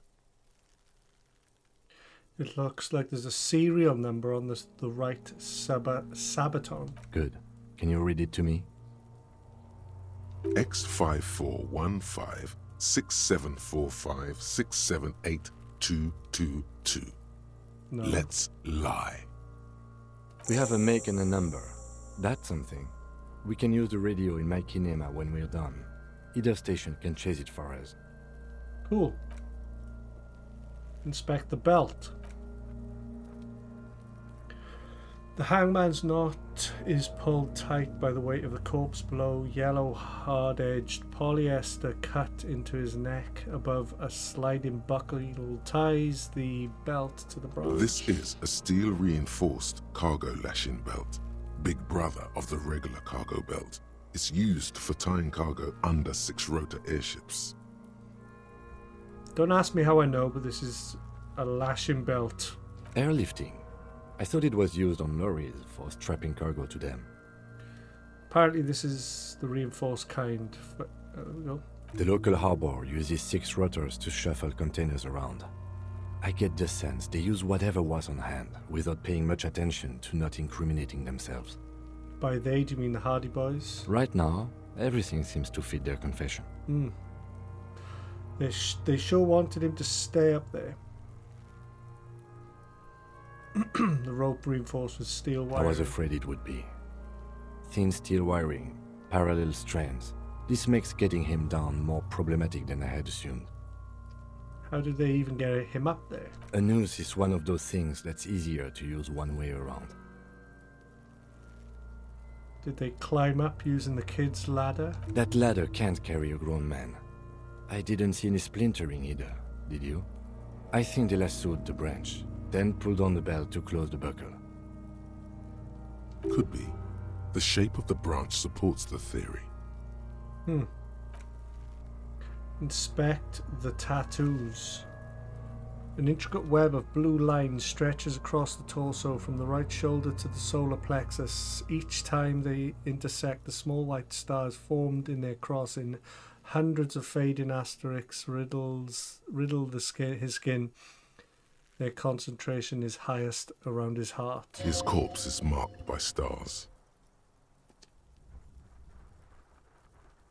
What will be marked by? Alcohol and heartbreak. Your fist clenches suddenly. It will be marked by bullet holes. It will be riddled with disco. Is this a map of the night sky? Is this a microelectronic system? Is this a national pattern? Of no nation that I know of.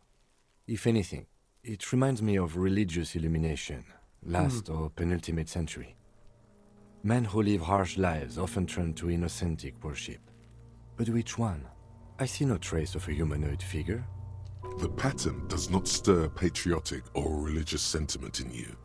What it does is speak to the wounded, limping animal, the male in particular, unable to communicate in anything more than grunts. It's impossible to tell if its advice is right or wrong. I'm missing something. So am I. A sudden ringing fills the air as the lieutenant pulls down the zipper of his orange jacket. He wears a wide leather belt around his waist and a gun holster under his arm. He takes a thin piece of milled aluminium from his coat pocket and pulls it open. Sounds like a sword being unsheathed. A small lens appears. Some sort of camera. What is that? A Trigger Sunshine. Mini. Triggered is the world's leading manufacturer of intercommunication devices, primarily projectors. The camera before you looks familiar somehow. Shit, Kuno! What the fuck is that? An instant color camera. He produces 2 metal-capped ampules and clicks them into place on the side of the apparatus. Thin slot shines. This is the first time he openly acknowledges the kid's existence. I have only 2 ampoules, so nobody move. I don't want to waste one. A sound, a shrill flash, followed by the breaking of a small ampoule of glass. You see streams of color pour onto the thick, glossy piece of paper, rolling out. In case we need it. Cool machine. What do we need this photo for? It contains insight to the victim's person. This was a man of physical violence. The story he wanted his body to tell was important to him. It is his letter to us. Now, if you could find someone to decipher it. Can I have it? I should look at it later without the corpse smell. Sure. Just don't lose it. Look him in the eye. His eyes are milky white with blind to the world, protruding comically from their sockets. There's no one home, just subaquatic terrors there. Dark brown hair grows on his head. His face is ready to explode from the organic processes inside. The death's head grin his past. What remains is an unrecognizable mess. Underneath the curdled meat there is an expression, not carried on his features, but below, inside, an expression of pleasure. This man was experiencing joy at the moment of his death. Tell me who you are, dead man.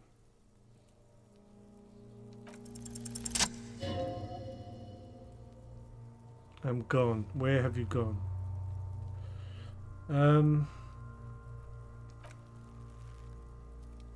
Into the wild pale yonder.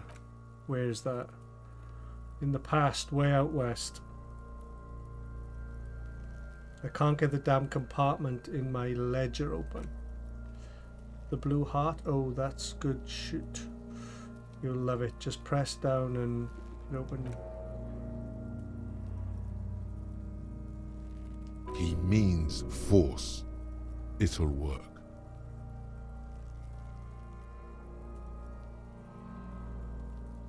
I can't see you're gone, but who are... I can see you're gone, but who are you? I'm a joke, look at me. There's nothing funny about you. There's nothing funny about jokes either. Who were you when you were alive? A killer. Takes one to know one. I have a question for you. Why were you feeling pleasure when you died? Maybe I was getting my rocks off. First you have to speak that like that. What dialect is that anyway? It's a mishmash of Cobbo Bollo. You think I'm Messinian? Are you? No. My hair is too light a shade of brown. My eyebrows too. Trust your inner racist. What are you, racist? I always trust my inner racist. He shows me the score. What are you, racist now too? You think I am. You think I was a racist because this lump looks military and has tattoos. So were you feeling sexual arousal when they were hanging you? Do I look like erotic auto asphyxiation type to you? No. Captain Copodromo, I fear we were drifting away, fixating on sexuality again. Let's go with a simpler question. He didn't choke himself. You know it. What is happening? What do you mean? I'm talking to you. It's the power of your black frothy liquid starts bubbling in his lips. Imagination. Right, enough. So how do we get him down? I have something I need to know, Corpse Man. How do we get him down? Are you sure we finished the preliminary examination of the cadaver? We might miss some of these things once he's done.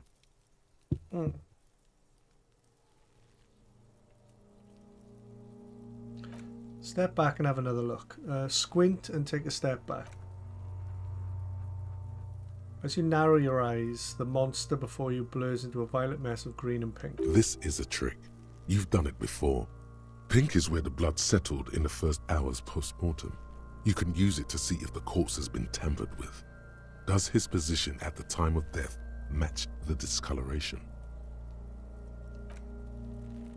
Only the lower extremities are pink and with a dash of blue. His fatted hands, thighs and his neck are just above the noose. The rest of the corpse appears dark green and in the cold spring air. His face and hands are pink, thighs too. I see it.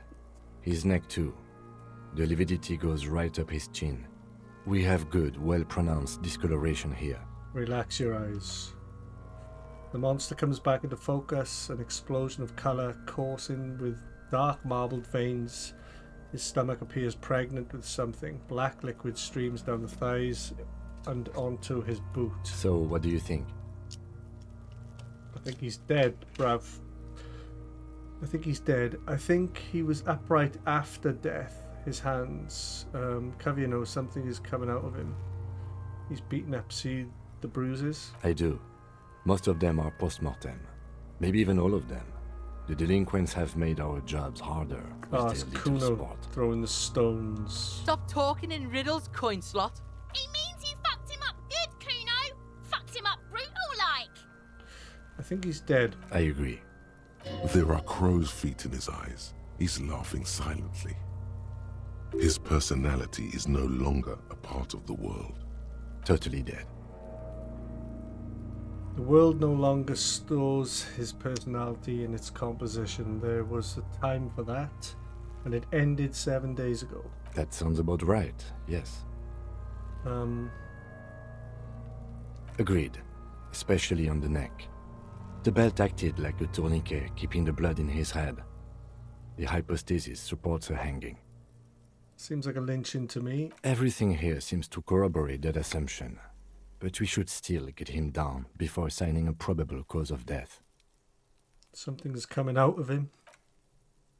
A pool of blood and feces is eaten into the frozen mud below the man's feet. Pure liquid is dripping into it, drop by drop. The victim appears to have contained no more than half a kilogram of digestion at the time of death. The fuck he's saying? Talking about shit. We got lucky.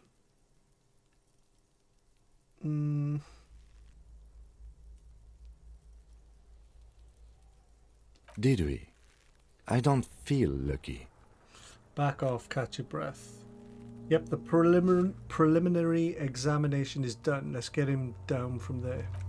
The steel-reinforced belt presents a unique challenge.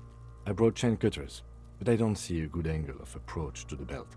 He doesn't actually think the challenge is unique. He thinks it's frustrating, annoying, and harder than he thought. The cadaver is a good 1.2 meters up. Neither one of us can reach the belt without assistance.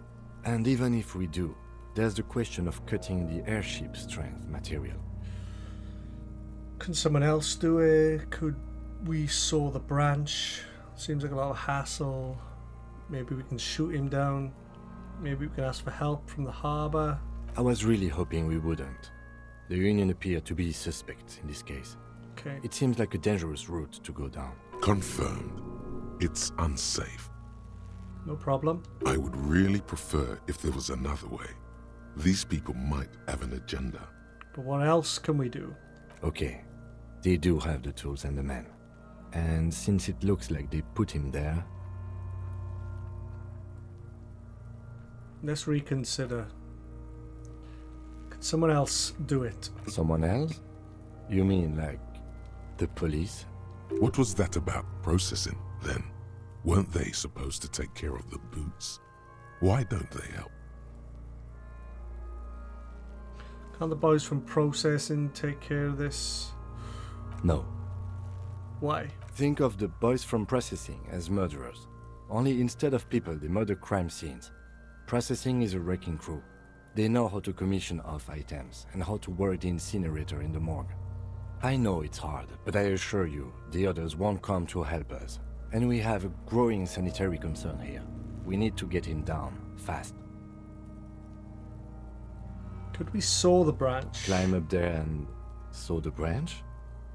Yep. There has to be a less risky way, with less falling down of trees. Maybe we could shoot him down? Yeah! Bang bang time, pig! Shoot his head off!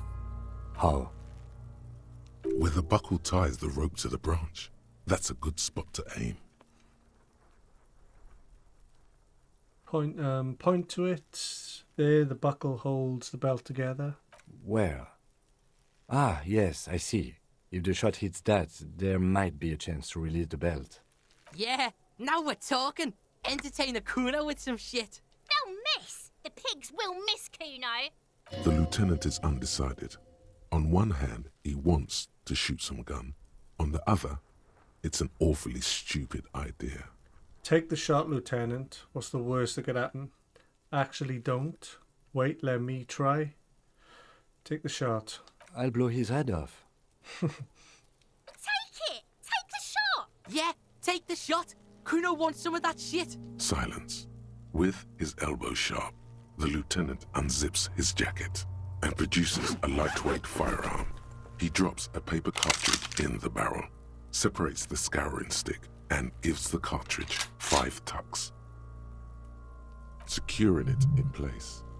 That's a Kiel A9090 Armistice, mass-produced muzzleloader, ascetic, frugal, one of the most common firearms in the world. He then steps back and assumes the fellow's desk position, taking aim. The corner of his eye twitches. His finger is on the trigger. Easy does it, partner. He's gonna fucking miss! The kid's voice is drowned in a shrill blast that echoes off the walls of the surrounding tenements. A cloud of smoke slowly parts in the air as the lieutenant steps back and says to himself, God damn it. He feels bad about it. About his eyes mostly. Just having bad eyesight. Probably from a young age. Whatever you do, do not console him. Fucking idiot! Mookabat asshole! Kuno could have hit it easy, but then Kuno's not fucking handicapped, is he? What now? I have to say, it's beginning to look unlikely we can get him down without assistance. Can I have the gun? I should try. It's bad as it is. Us shooting firearms like punks. Go ahead, I'm not stopping you. Just don't lose it. They only have one gun! This is the sorriest pair of pigs Kuno's ever seen. Take the gun. Yeah, take it, you fucking banana pointer! Take it and shoot yourself in the mouth! Point the gun at the belt. The buckle comes into focus in your sight. You stand with your feet planted firmly in the ground and your left hand supporting the arm, your gun arm. Why don't you just shoot yourself in your mouth? At least you won't miss. Shut up. Hand-eye coordination, 28%. Close your left eye first. Your field of view narrows. The branch slowly moves, becoming entirely two-dimensional. The slow movement of the branch in the wind and your shoulders directing the gun sink up, dancing hypnotically. As you wait, your breathing slows down. Some mosquito-like organism buzzes in your peripheral. Look, he's crying! You gonna cry now, fucking faggoty? Shut up. What? You gonna fuck me? You wanna fuck me, pig? Is that what this is about? 58%. Yes. The buckle explodes into tiny 58%. pieces, coming loose with a whir. Wow. With your hand numb from the recoil, you look at the body slumped down. For a moment, your man appears to kneel in front Looking of you. straight at you, helpless, trapped within itself. Communism. It takes a millisecond for the association to flash within your cortex. You have no idea where it's coming from, only that it's right.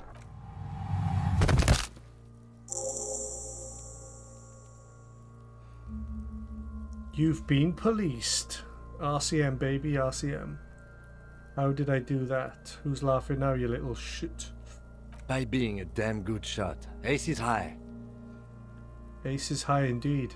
The ace is high, a custom invented by the aerostatic brigades during the revolution, is used to celebrate success in Revachol, especially in sports. The gesture is spread across the world, despite the defeat of the revolutionaries themselves. Slap it.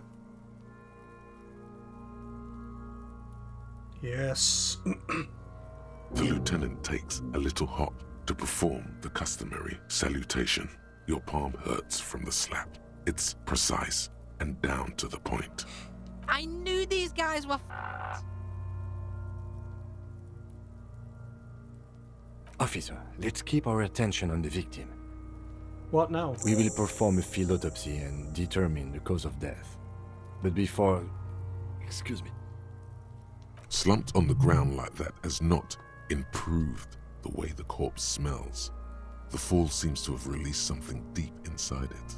It looks like I feel like taking a break from the stench. I'm sorry to interrupt the jubilations here. Just a little breather before we do the autopsy. Give him back his gun. I would suggest we interview Everhart and Joyce, the leader of the Union and the Wild Pines rep, but we've already done that, so it's up to you, Detective. Take us where we need to be. He trusts you have plenty of things in a task chain lined up.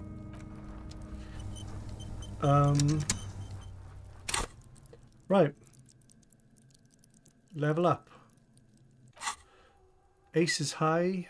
+1 empathy towards Kim. We're going to put in Ace is high. Sweet.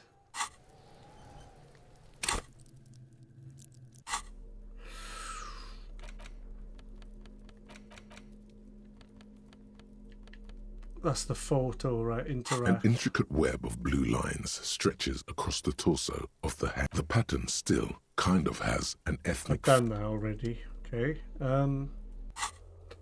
Right.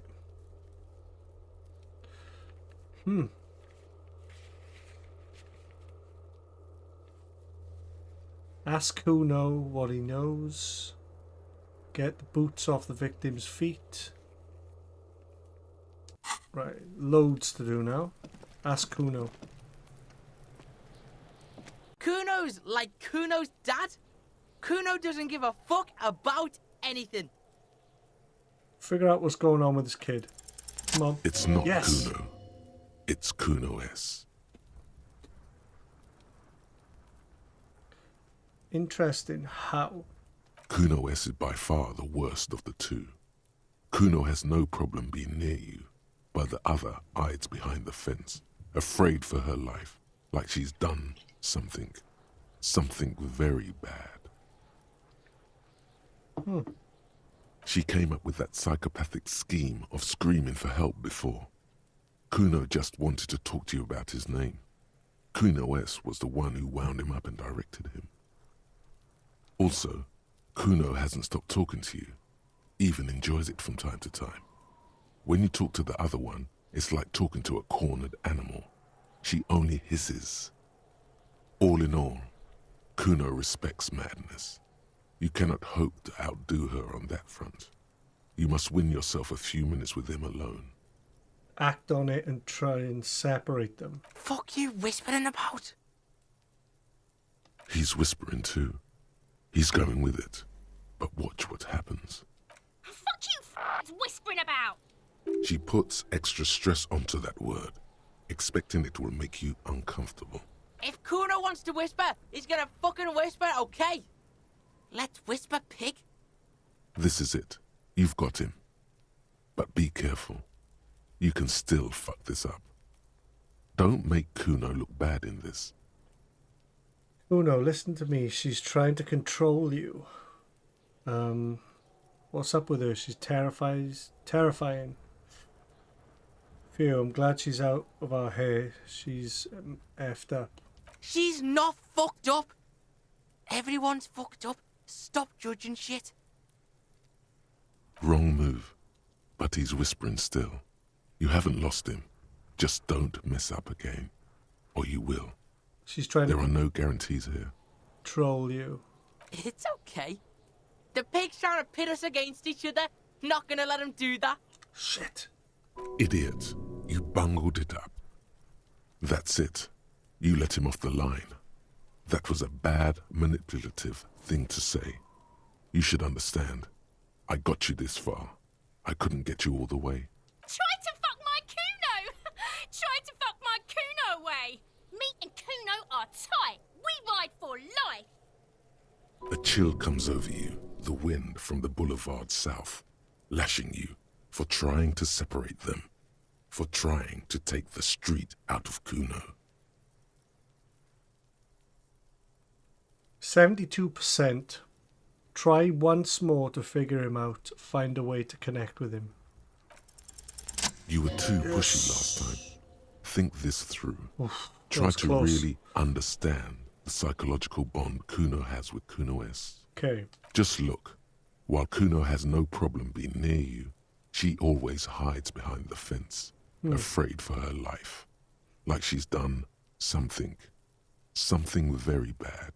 She came up with that psychopathic scheme of screaming for help before. Kuno just wanted to talk to you about his name. Kuno S was the one who wound him up and directed him. Also, Kuno hasn't stopped talking to you, even enjoys it from time to time. When you talk to the other one, it's like talking to a cornered animal. She only hisses. All in all, Kuno respects madness. You cannot hope to outdo her on that front. You must win yourself a few minutes with him alone. Act on it, try and separate them Fuck again. you whispering about? Let's try that again. He's whispering too. He's going with it. But watch what happens. Fuck you whispering about!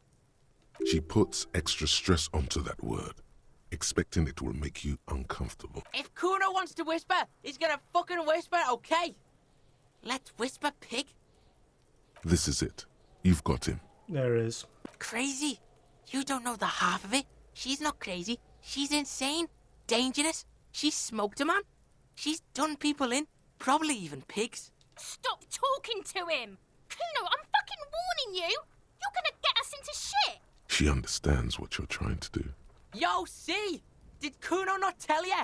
Kuno told you. Kuno talks to whoever he wants. Talk, pig. Kuno's got it under control. You did it. They're separated. He's even turned his back to her so she can't read his lips. What do you mean she smoked someone? Kuno means she killed someone. That's right. She's a killer. Like, actually a killer. His little green eyes are fixed on yours. He's meant everything he said before, but right now, he not only means it, he is sincere. Really? Isn't she too small to overpower someone? You serious about this killing business? Killing is serious shit. Kuno's always serious about the 488. 488. The criminal code doesn't go higher than 190. She's probably killed a pig too. I mean, I'm pretty sure she has. Come on, she hasn't killed police officers. How many cops has she killed then? I knew you pigs were too naive for this shit. Good thing Kuno's got her under control. Kuno keeps her calm. A cop would be too large for her to overpower, but a determined child of her size can still kill the vulnerable, the elderly, the homeless, or other children. The creature peers at you both from over the fence. There is something searching in her eyes. Fear.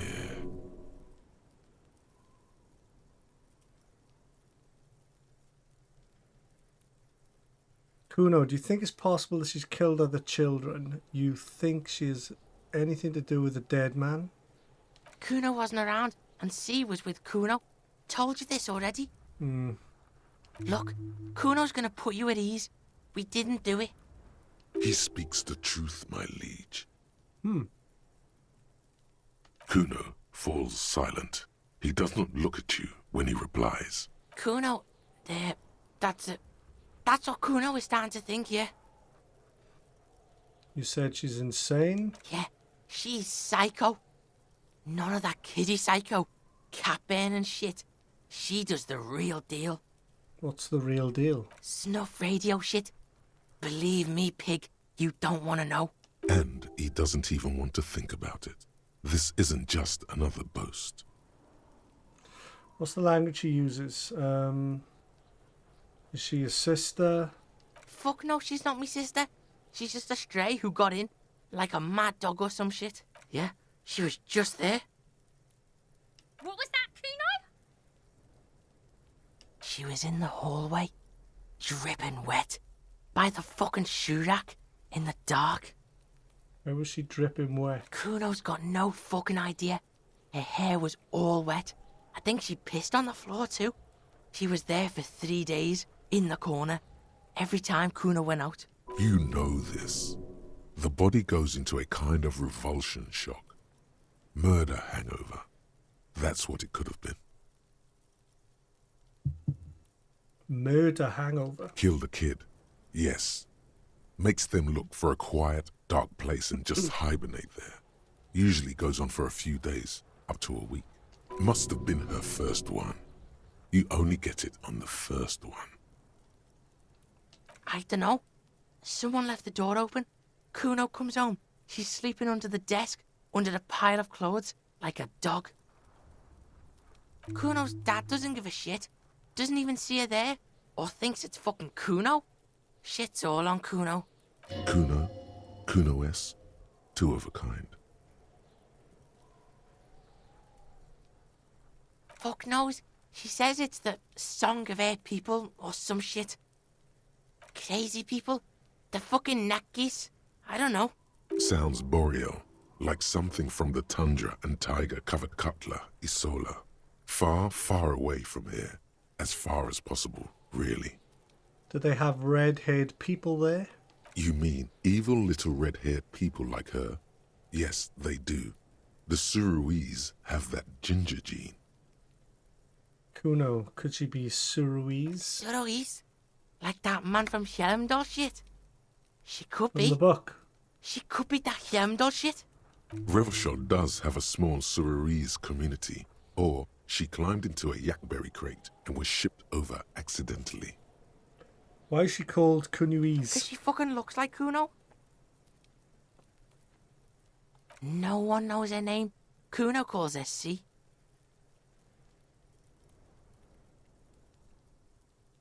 How are you dealing with all of this? How's Kuno dealing? Kuno's dealing just fine. He doesn't need you fucking with any of it. C doesn't either. Kuno's got this shit under control. She needs professional help. You can't do this alone. You need backup. I'm here for you. You can't do this alone. Listen. C is Kuno's go-to. Kuno's protecting her. You fuck with C. You fuck with Kuno. You threaten her. You threaten to take her away. This is what it all comes down to. He needs you to take him seriously now. I'm going to kill you. I'll run when you put the cuffs on her, sneak up on you later, and fuck you up. You understand? He may not be able to do it, but he will try. Right now, he believes he will. Understood, Kuno. I can respect that. Who are you kidding, kid? You can't take down a man several times your size. You'll end up dead yourself. You made a big fucking mistake there. A huge mistake. Say goodbye to all the shit Kuno would have hooked you up with. You and Kuno are done professionally. That was a Christian Bale nod. Told you, you shouldn't deal with that. He's fucking nothing. She won.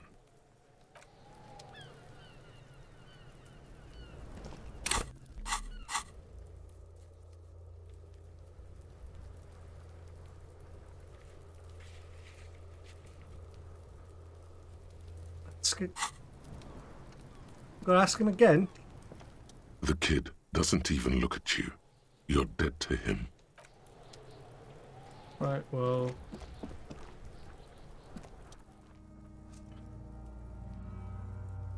The rotten man lies on his side with his eyes looking straight to you. The belt is still around his neck. The body is supine and open in intrusion by autopsy. The lieutenant adjusts his glasses and takes a deep Try breath. to remove the dead man's boots. I thought we decided to leave it to processing. Let's not turn this into some kind of circus. Damn it. This is turning into some sort of mega puzzle. Okay, so you can sneak out of your room maybe, after he's gone asleep. Right, okay. First, what exactly is a field autopsy? Come on, officer. You know what a field autopsy is. You've done 100 of them. What you do know is, at 18.9 kilometers, the dormant shield volcano, Corpus Mundi, is the world's highest summit.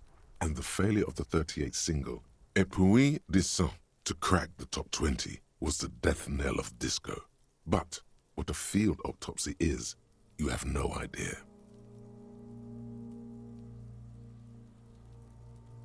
Unfortunately, no. Well, I'll take it like And a man. hygienically? Yes. I suggest I handle the physical part of the autopsy, and you take notes. Okay. That's right. You knew it because you inspected your ledger. The lieutenant is relieved you know the protocol. Yeah, we got this. We're smart. Open your ledger at the field autopsy form. The dead man stays in silence as you crack open the ledger. The bright red paper is covered up in boxes and lists describing the condition of his skin and organs in 3 parts. Begin. That's you.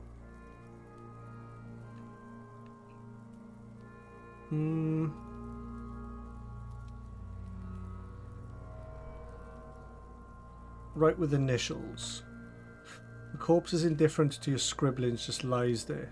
Next box says coroner's case number. KK57-0803.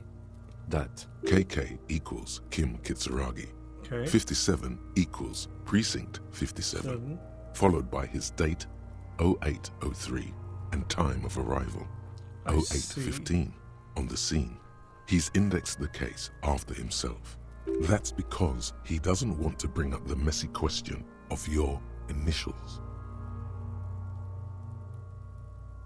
Should we file the coroner's case under me? Technically, I arrived at the scene before you. And what would that make the alphanumeric?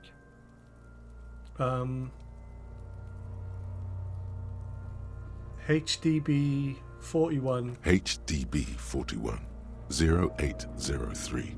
Help me out with the time of day, anyone? Let's say 1300. A good time to start drinking. 1111. It's meaningful. 1015.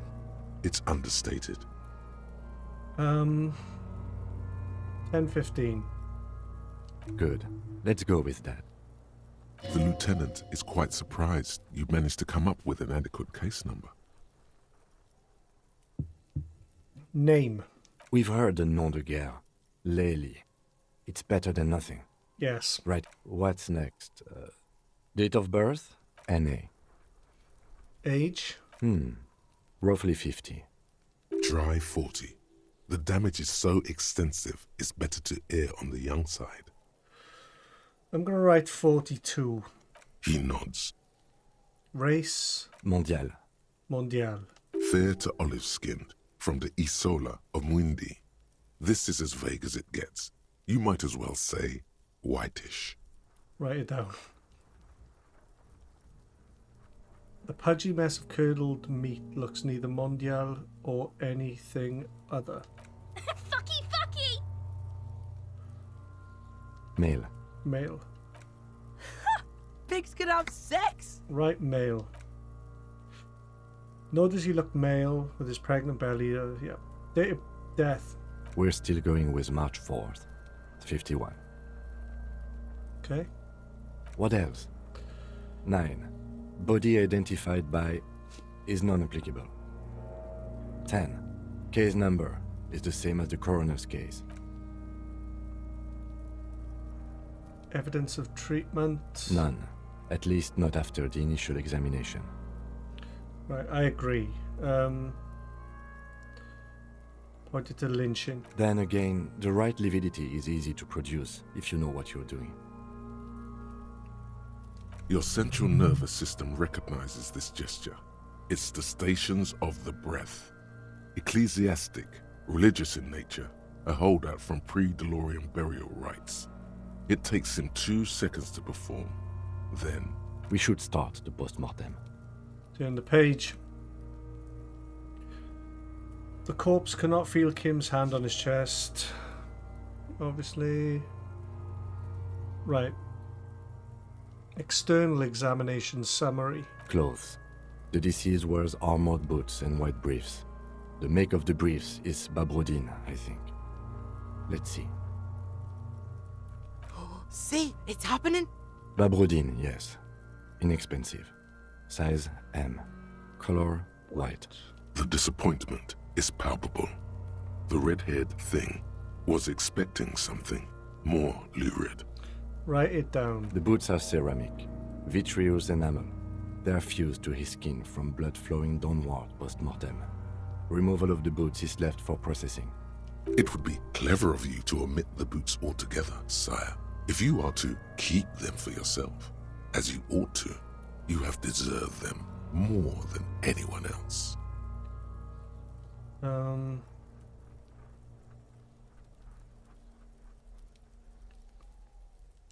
The boot has a serial number. It's E50.100.100. The lines between the plates are in the shape of the alphanumerical. The number is purposefully concealed by the design. Write it down. Tattoos. He stands up. The upper torso is covered in a single, continuous tattoo, resembling a national pattern. It reaches from the right shoulder to the heart. The ink is blue and white. The assistant has a color photograph of the markings, to be added to the case files as document A1. The photo is taken on the scene, using a Trigat Mini. The deceased has a belt for airlifting cargo around his neck, tied with a hangman's knot. Color yellow. Length 3 meters. There is a buckle on the other end. Well-nourished, athletically built, measuring 1.8 meters. Generally consistent with age 42. Preservation is good. Ambient temperature below freezing. Body hair is light brown. Distribution is consistent with the age. The deceased had male pattern baldness. Hair is combed back, short. Touch the corpse hair before moving on. Write down short light brown. Yeah. Lividity is consistent with hanging. The head is congested. Contusions are present on the head, chest, and thighs. Consistent with stones thrown post-mortem. Low velocity. Fucking low velocity? You think Kuno doesn't know what you're talking about? Velocity was fucking max. Talking shit about Kuno's velocity. In addition, there are bite marks on the face, scalp, and chest. Consistent with predation. Ligature mark. The lieutenant produces a small folding knife, with the other hand pulling on the belt and starts cutting into the polyester. The steel wiring. There's too much of it. We need to remove the belt so we can get to the ligature mark. You got just the right tool for that. The chain cutters. I'm prepared. Pet the chain cutters. The hangman lets out a joyous little bit of rot from his nose. Yuck. Always good to think ahead. Now... He points to the rope, squeezing the dead man's neck. We need to cut the belt to see the ligature mark below. Carefully, with as much precision as you can. See, my pig is gonna fuck his head off. No, he ain't. Your pig's a boring fuck. Cut the belt off. Look for a good spot to cut. Belt is equally tight around the whole circumference. Jesus Christ. I'm tired. Of his neck, swelling over the edges like white bread rising from the knot is the weak spot. That should the have chain cutters increased. fit in there. 92. Steady now, like a flower arranged. After some deliberation, you sink the cutters into the knot tying the belt together. You squeeze the rubber handles together, sweat forming on your brow.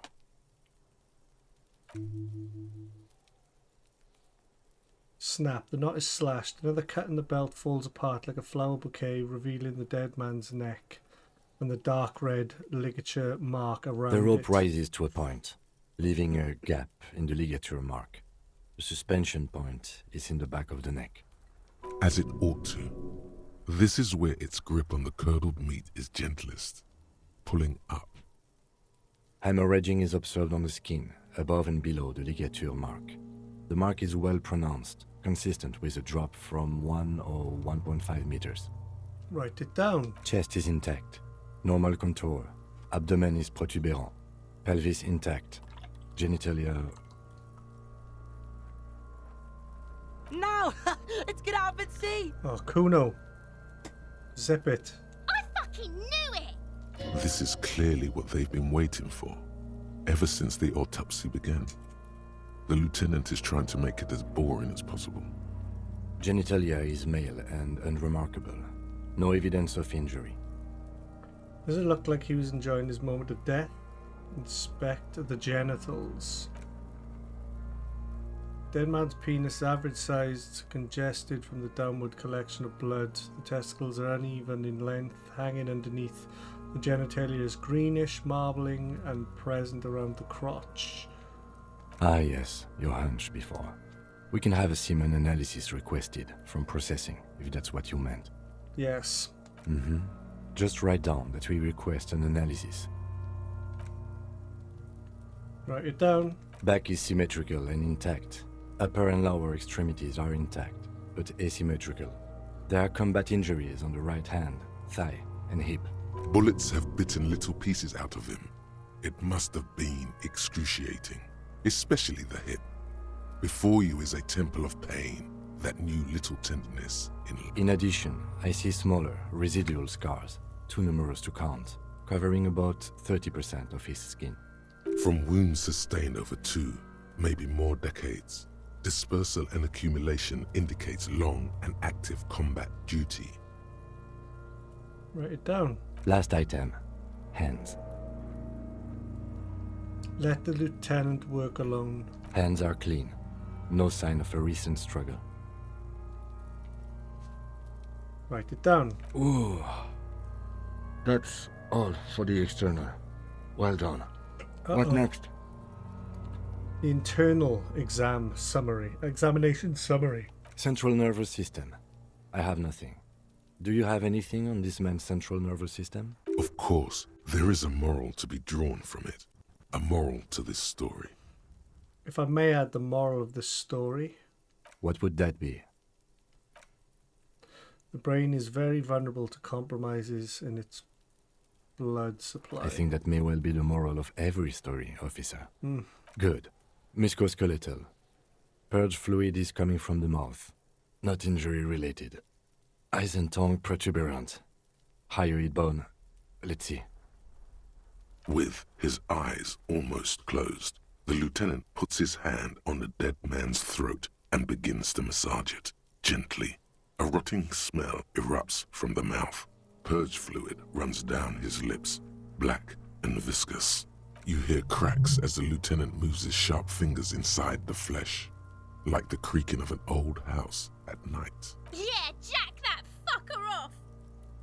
The hyoid bone is fractured. The rest of the musculoskeletal system is intact. Unremarkable. Write it down. Respiratory system. Oral cavity shows no lesions.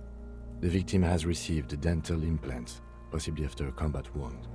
Mouth swollen. Hemorrhaging present in mucosa of the lips and mouth. Look inside the dead man's mouth. No thanks. Write it down. Hepatobiliary. NA.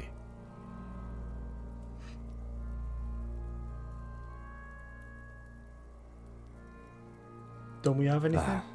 Are you a hepatobiliary expert? Fair enough. Same for toxicology and serology. NA. Cardiovascular. The body exhibits heavy lividity. Blood has gathered in the hands, feet, and neck. Hypostasis is visually consistent with the hanging. Gastrointestinal. He breathes a sigh of approaching relief. This is the last field on the list. He looks around to the ground pool of feces there. This will do. Digested semi-solid food in stomach. Voila. What's next on the list? Description of injuries. Let's see. We have bite marks, contusions on the head and chest, and a ligature mark encircling the neck. Head, chest, and scalp bite mark injuries. Predation by birds has caused damage to the body. Odontologist does not need to be consulted. And your opinion, officer? On the biting. Agreed. Next injury? Contusions. So, the scalp bleeds from a post-mortem head injury, a stone. The injury does not have the rim of an early inflammatory response. The perpetrator on the scene has confessed to causing it post-mortem. At maximum velocity, fucko! Has confessed to causing it at maximum velocity. Non-fatal post-mortem. Right. Next. Ligature. A dark red abraded ligature mark encircling the neck, with a gap on the nape measuring, let's say, 7 centimeters. The hyoid bone is fractured, the cervical column intact. I see hemorrhaging on the skin, above and below the ligature mark. Depth of the mark, 1 centimeter. No signs of clawing on the neck. Right, below the note, 2 customary boxes waiting to be ticked. The man's head jerks to the side, awaiting your judgment. The ring around his neck, a visible opinion, fatal injury. That's it. We have established cause of death. It's not much, and it leaves much to be questioned. But it's a start. Let's wrap this up. I pronounce this field autopsy over. First, how did it go? Well, we established probable cause of death. Some would say that's the goal of an autopsy. Cool. We requested a test to be run on the genitals. That was the règle. The results should arrive in a couple of weeks if we are lucky. I will not hold my breath. We were thorough with the list of injuries too. We described them all in detail. What is there to say? Given the circumstances, it was a professional field autopsy. Oh yeah, well done, Master Detective. Maybe a drink is in order? Nope. What now? I need a copy of that autopsy form. Then I will drive him to Faubourg for processing. Okay. He's thinking, did I miss something? I'm sure we didn't get everything. There's always something. Take him away. Okay. I need a little help for carrying him to the holding pen of my kinema. I can take care of the rest. There go those beautiful enamel boots. Oh well, in another lifetime. Meanwhile, what should I do in the meanwhile? Continue working here. The locals, the case, or attend to your own business. I will meet you downstairs in the Whirling in Rags tomorrow morning, 7:30 sharp. Bag the corpse and drag it to the motor carriage. Huh.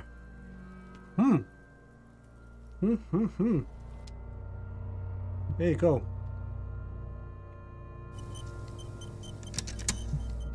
So I didn't get the boots.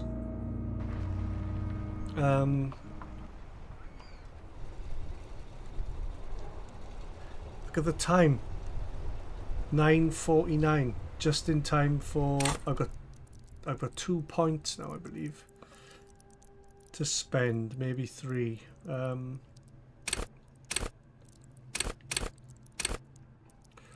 Hunches and gut feelings. Empathy.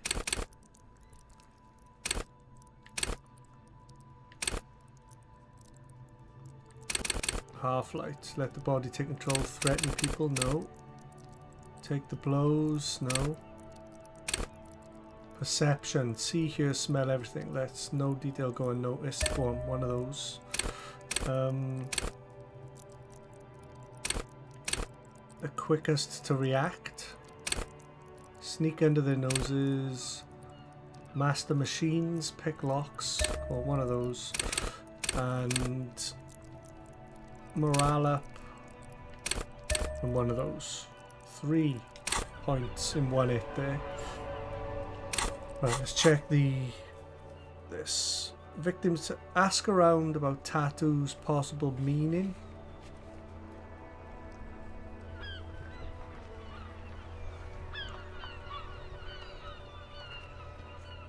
Use Kim's shortwave. He's gone though, is he? Or is he? Yeah, he's gone. Right, so where's the rest of ask Kuno.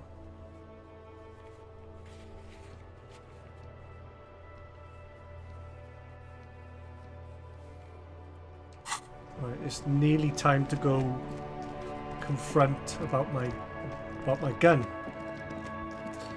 Unlock a new.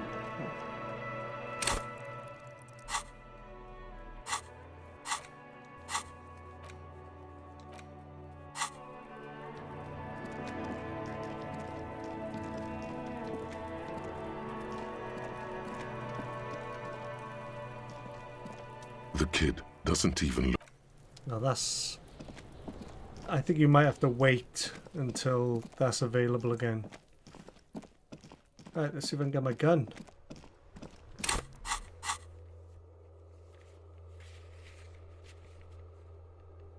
Prove your authority to Titus Hardy.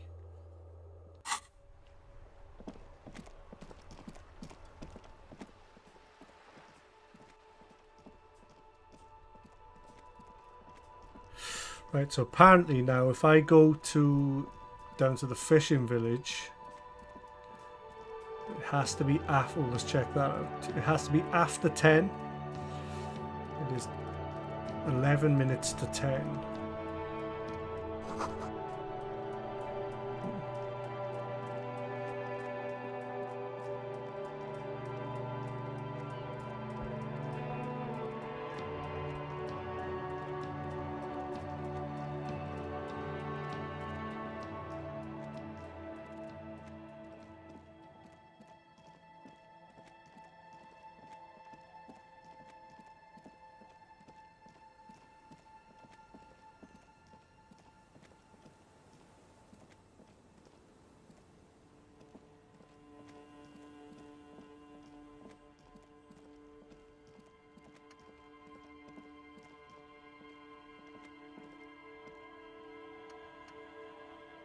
You sit on the wind-worn wooden planks of the bench.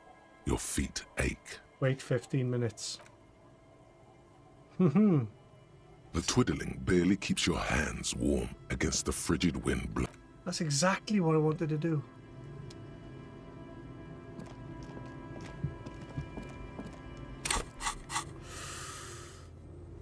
Right.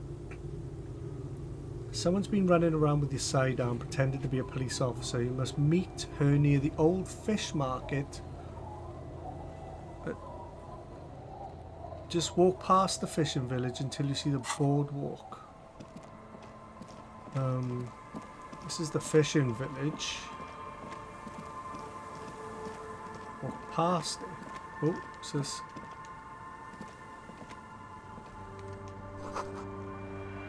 Doors closed. Walk past it till you see the boardwalk.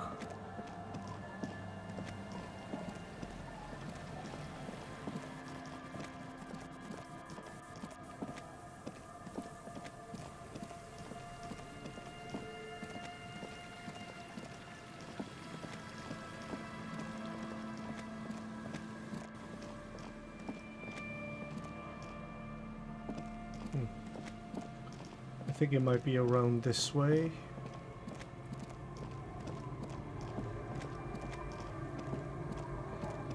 This way.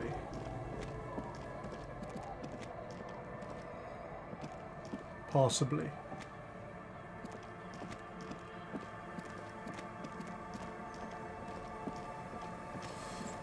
Well, those guys again.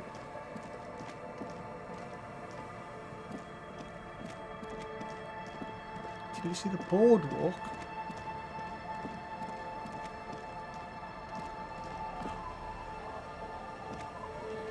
The old woman still sits in her.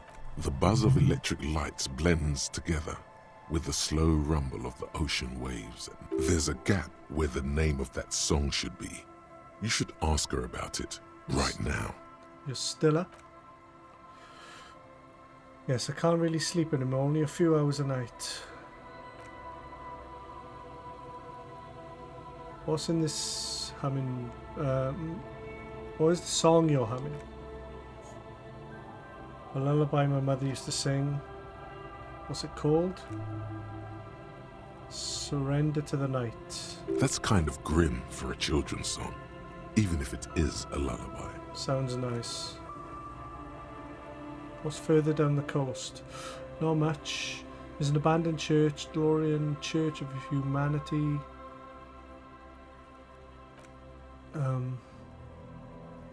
Some things just don't fly off. So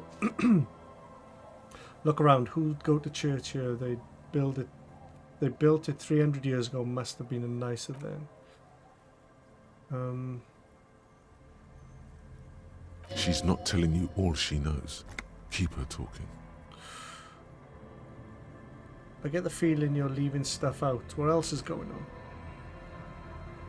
Well, there's that music from across the sea. She scoffs. It started a few days ago and now it's blasting even through the night. And now suspicious looking people sneak around the church. Interesting. You could look into this ruckus if you have the time. She nods, rinsing another. Right.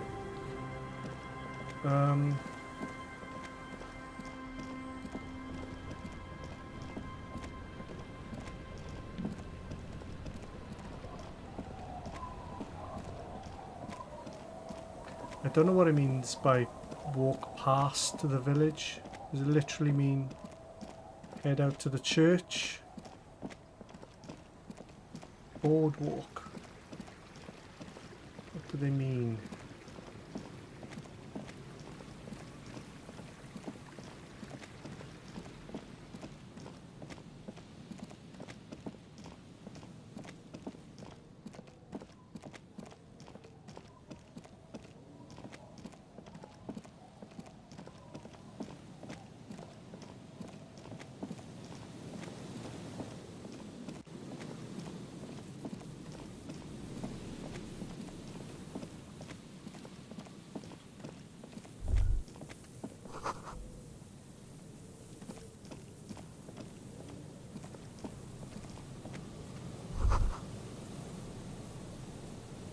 Vagrants have tried to make the boardwalk. Ah, this is the boardwalk, right? Okay. Oh, what's that?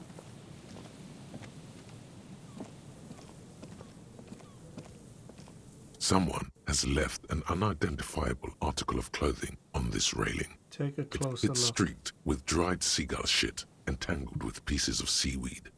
A dangling arm suggests that there might be a jacket beneath the crust of... It seems likely that it was left in the surf until someone laid it out on this fence to dry out. That was mine when I crashed the car, wasn't it? Unfortunately, that just seems to have stiffened it.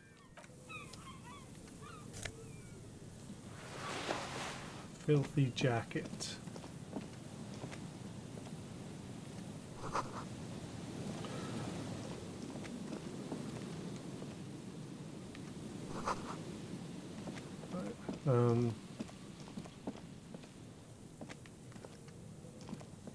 Oh. Glasses.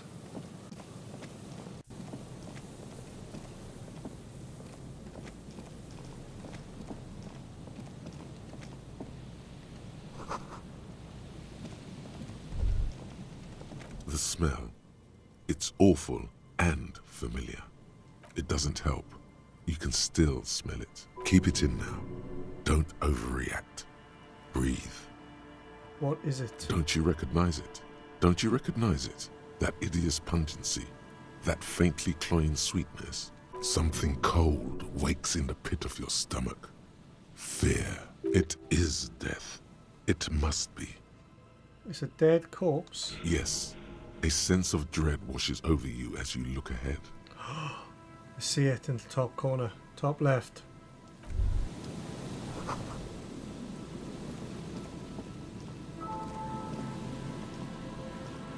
There's some tear, an empty cigarette package, and a crumpled kebab wrapper, 2 empty bottles of Tallulah vodka, and a can of black potent porter. No, there's more in there. Livis strawberry liquor, plus some Pilsner bottles too. Better not pick them up. They seem unhygienic. Examine the cigarette pack. Whoever tossed it here was a heavy smoker. The brand name reads Red Astra. Red Astra is the black market version of Astra cigarettes, known for their high tar content. Examine the kebab wrapper. You see traces of mayonnaise and ketchup on it, as well as a tomato wedge. The wrapper reads Shish Kebab Revachol. It's no older than a day or two. No mold yet. It's hard to concentrate in the smell. The sea air brings some relief. A man lies on the boardwalk, his limbs bent and neck turned at an unnatural angle. Right next to him is an empty bottle of spirits. In his cramped hand, a chewing gum wrapper. Half of his body is slipped between the cracked boardwalk, starting with the left leg. The fall has left him broken, contorted like a sad puppet. The smell is not as bad as a 2-week-old corpse, but it's definitely heading there. Another dead body. This is your job. Steel yourself. Calm now. Carefully. Just another day. Just another dead body. Breathe. Study the man's clothes. He's wearing mud-caked boots, beige trousers, and an old brown leather jacket with a bright blue lining. There are traces of kebab sauce on his chest. Search his pockets. You find some sunflower seeds Folded and a library rain-soaked library card, folded into 2. His jacket feels sodden and heavy under your hand. Study the man himself. The man has fallen through a crack in the boardwalk and hit his head against the metal bench. Coagulated blood covers his black hair. One of his feet is still dangling through the hole. You have to be quite inebriated to fall that bad. Well over a liter of pure ethanol. 3 bottles of wine, or 1.5 of spirits. Or maybe it was just dark. Examined his face. His expression is dull, like the sea behind him. Drops of water shining on his moustache. His eyes, empty and wide, look frightening in their frozen gaze. Height, 170 to 175 centimeters. Curly hair, stout build. Age, approximately 50 to 60 years. He was confused when he died. Confused and alone, most likely. Overcome with the awful surprise of it all. Study the surroundings. There's some dried blood on the metal bench, right where the corpse's head rests. The floorboards are rotten and slippery wet around the hole.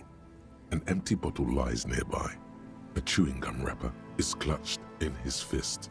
Examine the man's head. A dried chunk of blood covers the hair at the back of his head. An open wound. It's sticky and cold to your touch. This is what killed him. Step on the floorboards. They screech under your feet ominously. It's hard to say whether the dead man's weight was the cause of the boardwalk to break. It definitely looks fragile. You see waves churning below. Something cracks beneath your feet. He could have easily disappeared into the sea through that hole, and you would have never found him. Examine the bottle. A .75 liter Tallulah vodka with its cap missing. There's hardly anything left inside. It's mid-market spirits with a slight touch of menthol. The man meant to enjoy himself, have a good time. Examine the chewing gum wrapper. Grabowski spearmint chewing gum. Green leaves on the cover. The man's mouth is half agape from the terror of the fall. Look in. The blackness of death. Stench. You think you see white chewing gum too. Confirmed. Nearly the whole pack is there. Solidified on his lower rear teeth. To hide the stench of alcohol, no doubt. The entire boardwalk creaks in the wind as you take a step back. What should I do with the body? First, you need to talk with the lieutenant. Then report back to the station. Okay. Right. So that is something else now. Folded library card. And inquire about that at the library. But I'm looking for that woman. Oh, did I look in there?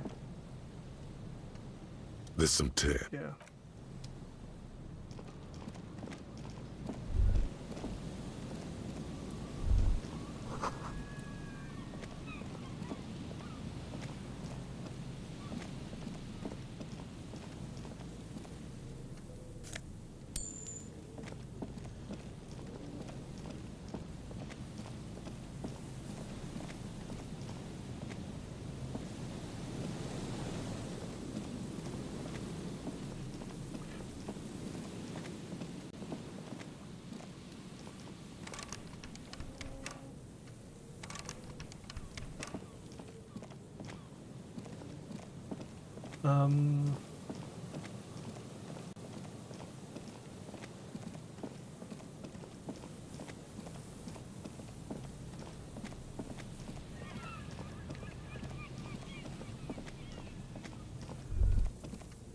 The remaining windows rattle from a strong gust of wind.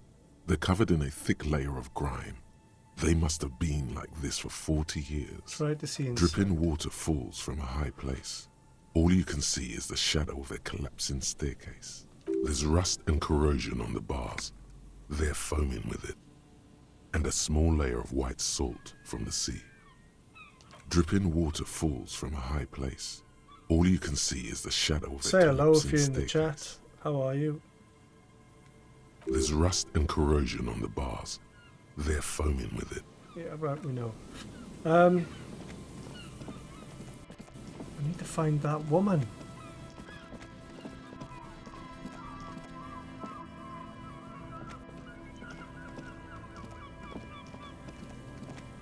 Oh. Some coin. Some coinage there.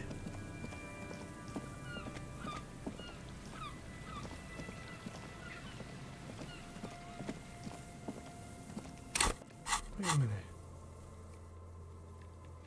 Confront the pigs and get your gun back. Someone has been running around with your side down pretending to be a police officer. You must meet her near the old fish market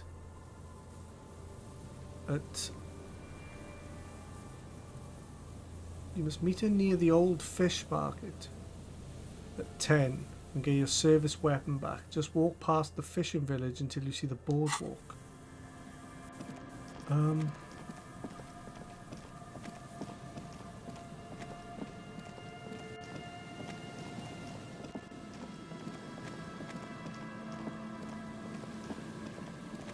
Fishing village.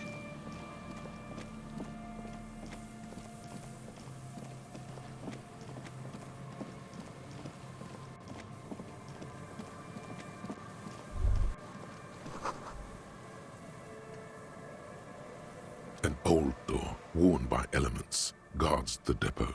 The wind has blown a sand dune in front of it. The concrete structure looks military in origin, over half a century old at least, but sturdily built.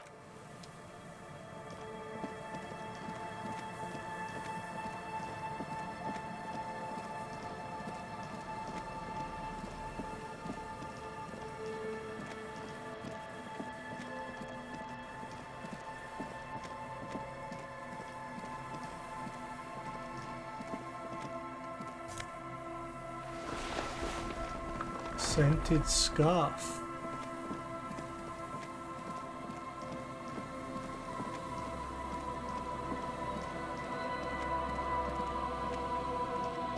There's the traps. The boardwalk rises to the south.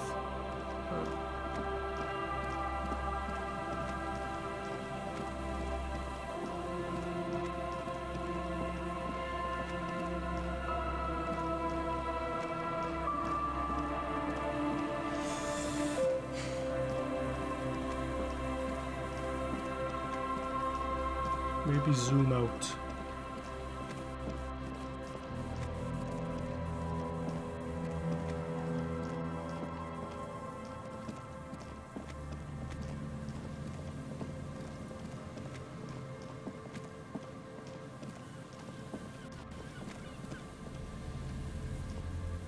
A metal payphone under a yellow plastic dome. You could use it to call someone. You hear the tone. The machine is inoperable. Put 10 cents in and dial a random number. Calling. Still calling. This feels wrong. Should you be doing this? End of tone. Someone picks up. Pierre, is that you, Pierre? This is not Pierre. Do you have any news about Pierre? No, I don't. Sure you do. That might be the dead guy. No one has anything nowadays. You're either a salesman or a statistician of some kind. I am not interested in cooperating. I'm not a salesman. I was just calling a random number. Yes, I'm a salesman. I don't know who I am. But who are you? No, I'm a police officer. To hell with the police! To hell with you! Her voice is drowned in white noise. Sounds like waves washing a beach, growing in volume until the call suddenly disconnects.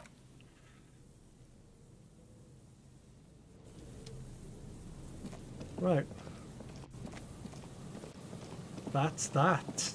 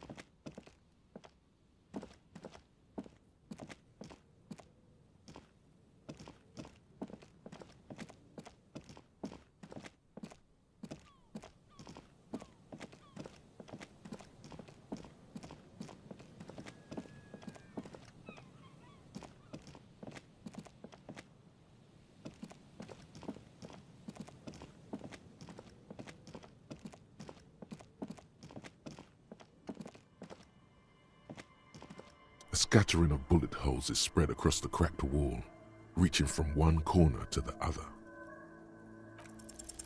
Unable to piece together the big picture just now, there's a hole in their hypothesis. The scattering of bullet holes looks like one giant smiling mouth, smiling its deadly smile.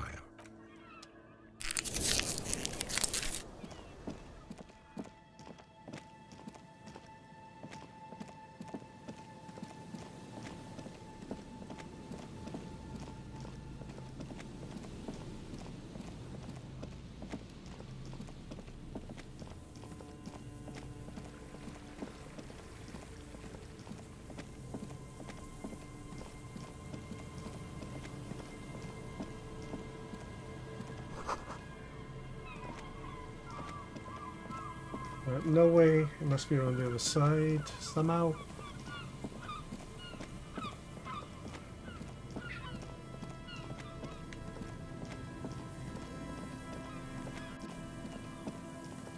Put your hands where I can see them. There she is. With your hands where I can see them, aging woman under a mountain of police paraphernalia mumbles. Uh-oh.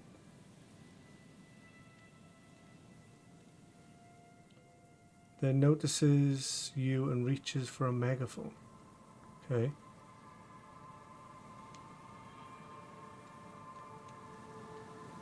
Okay. I can't do anything.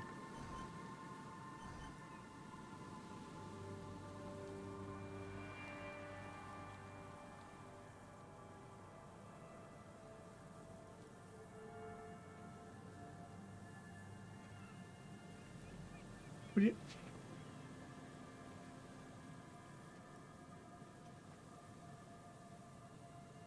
Everything's just frozen up. I can't actually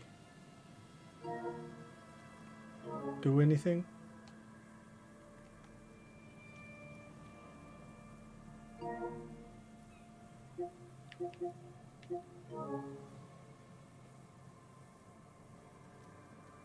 With your hands where I can see them, the aging woman under the mountain of police paraphernalia mumbles to herself, then notices you and reaches for a megaphone. Okay.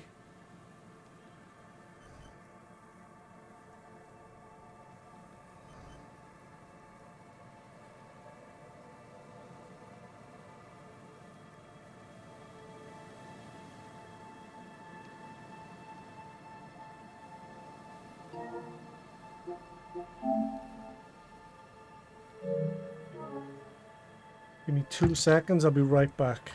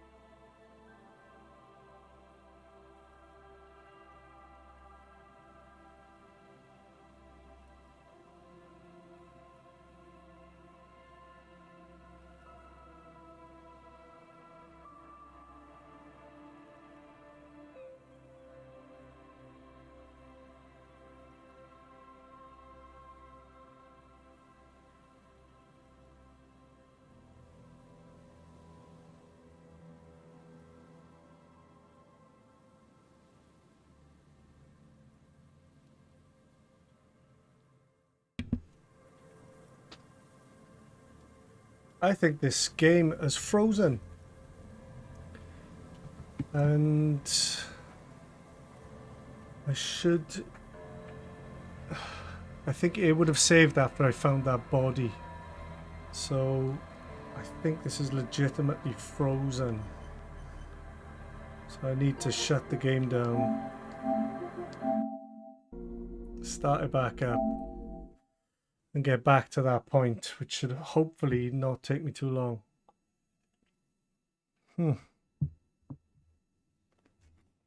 God damn. Game just froze. That wasn't a crash, it was just a lockup. So load.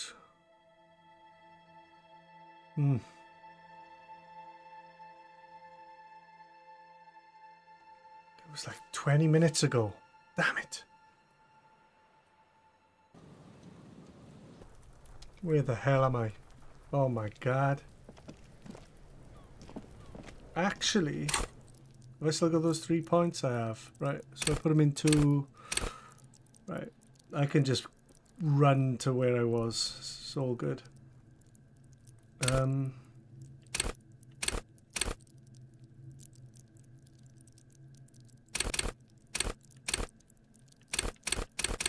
can't remember where I put it into. Oh, perception was one.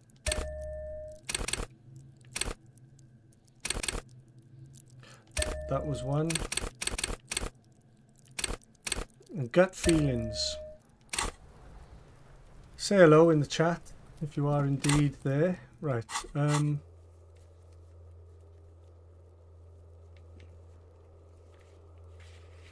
Yeah. Yeah, it's fine. God damn, why did that have to happen? Doesn't matter.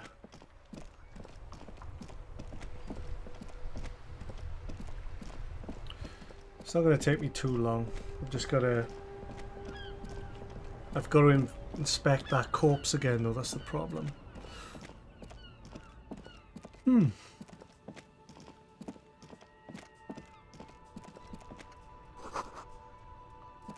It's all good.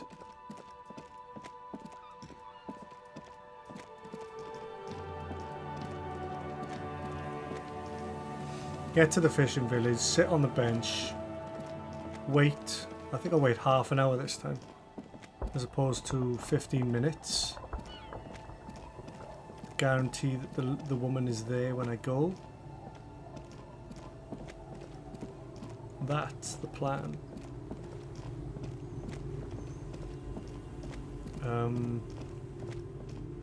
Yeah, to the bench.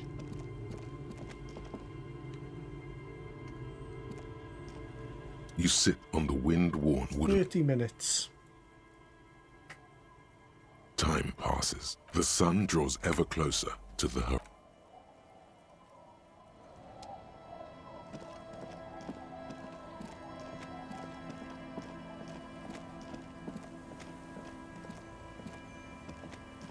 Right.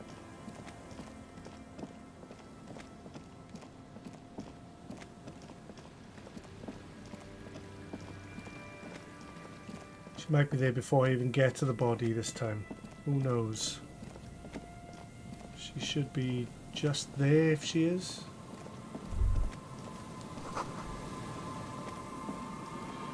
No, she isn't there. Right.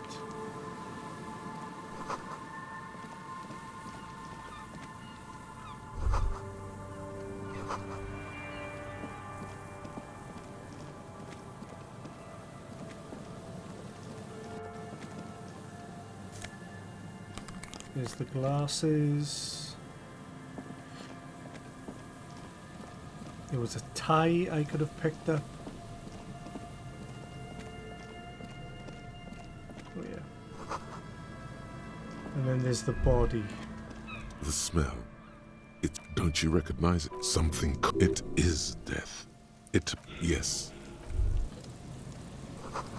I can mash through these options because this is clearly what I've just done. So. A man. Half of his body. The smell it. Another calm now. He's wearing. You find some sun. The man. You have to be. Or maybe his expression. Height. He was. That's what the chewing. There's a dried chunk. This is where he came out. You see, he could have easily points. It's mid-markets. We're about the blackness. Confirmed to hide the stench of the entire boardwalk. First, you need to talk with the lieutenant. To Kim then tomorrow. Report. There we go. Back. We're back. Quick save. Just to be safe.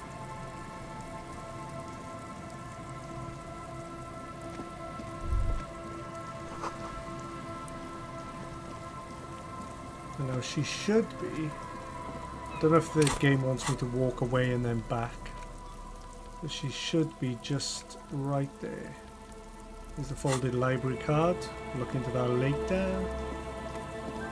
She should be right there. No.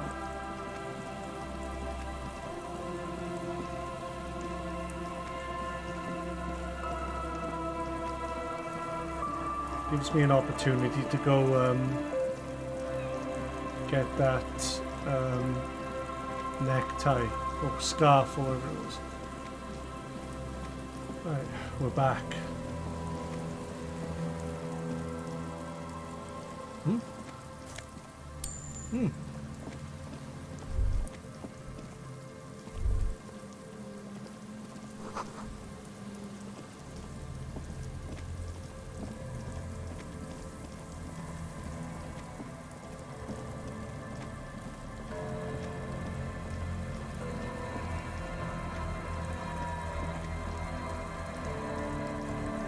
It was over here, I believe. Yep. There's the scarf.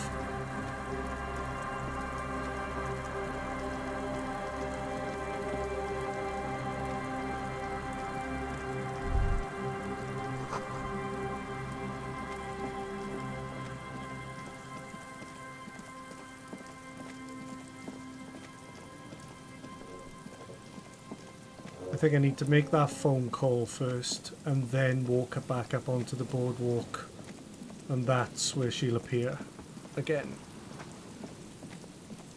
I believe.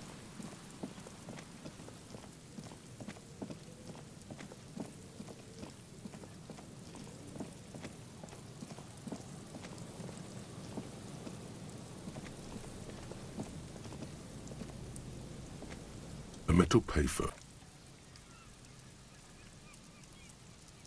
You hear the calling. Still, this feels wrong. End of tone. Pierre? Is that you, Pierre? Do you have any news about Pierre? Sure you do. You're either a salesman. I'm a police officer. Her voice is drowned. Right, so that's what I did. Then I'm going to save it again. And then when I walk up here, this should happen. Oh, she isn't there yet. Right,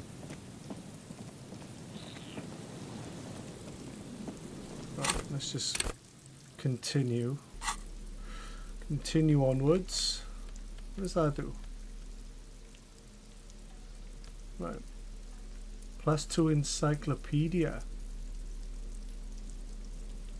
nausea-inducing hell glasses.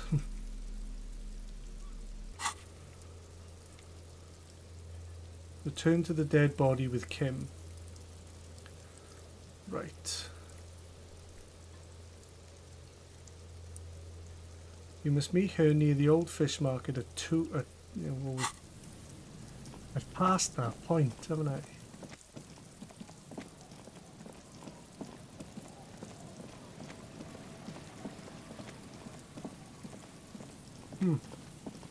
Oh.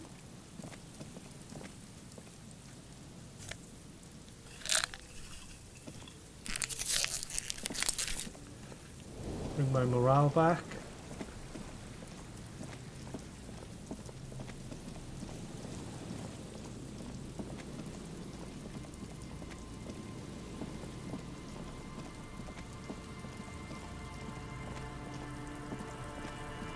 Take a look at the trap again.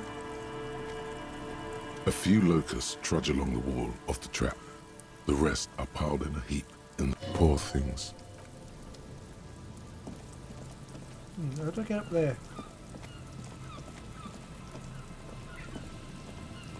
Don't know.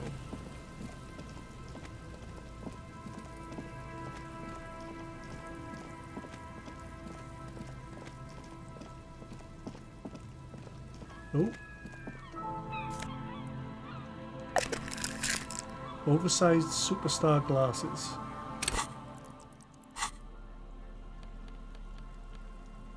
Savoir faire up, visual calculus down.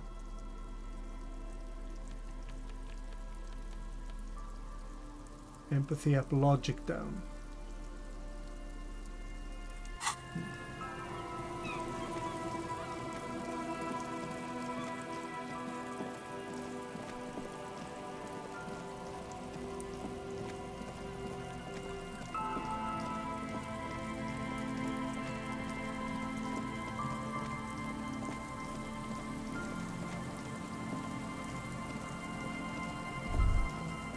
The remaining windows rattle from a strong gust of wind. They're covered in a thick layer of grime. Dripping water falls from up. There's rust and corrosion on the bar. We did that. Yeah. We did that.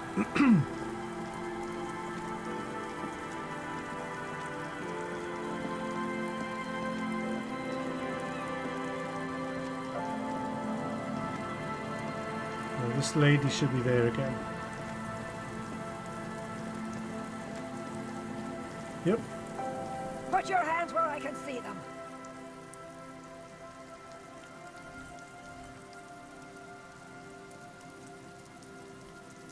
Is that it again?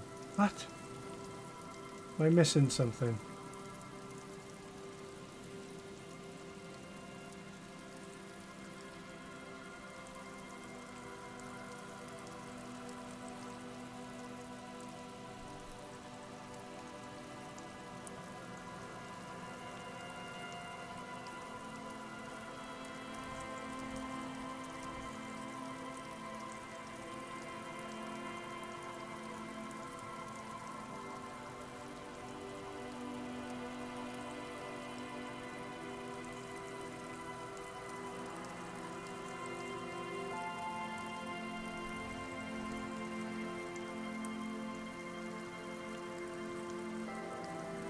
At least I saved it, so it doesn't matter, but that's twice that's happened. It's just locked up. The game is frozen. Twice in the same place.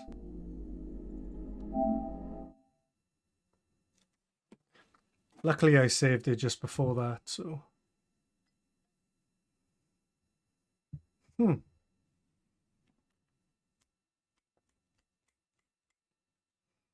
Very strange.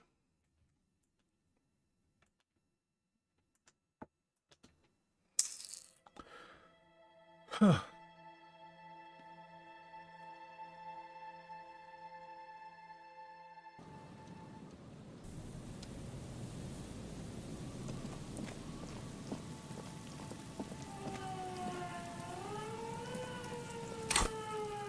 Right, how am I going to trigger this to work? Your hands where I can see them. Return to the dead body with Kim. Confront the pig. And get your gun back.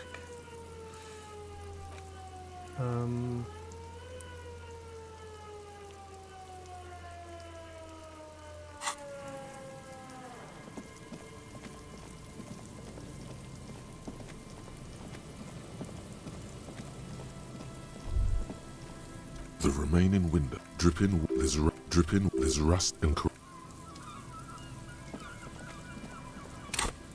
Maybe put a torch in my hand though.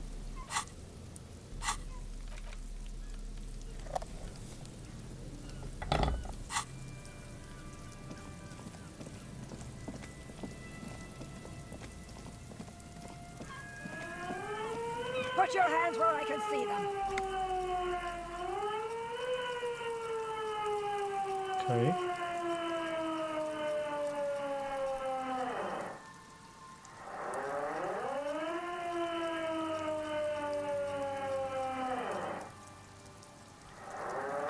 Let me Google this just to see if this is an actual problem people are having.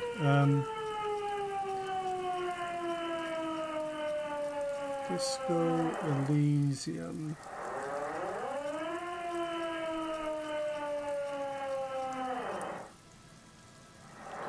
Disco Elysium. The pigs stuck. There we go.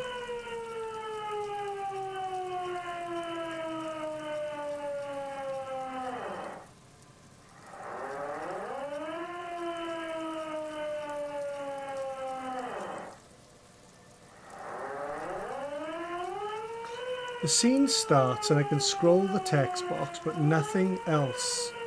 I can't even open a menu. Does anyone have a fix? I've restarted the game 3 times. Hey, I fixed this by just not letting go of the left stick and continue to run at her even when the cutscene starts. I think it breaks when you start moving and you don't reach the position from the... Wow, that worked. Yo, that worked for everybody. Right, so I've got to... That's weird. I've got to keep pushing the stick forwards for some reason.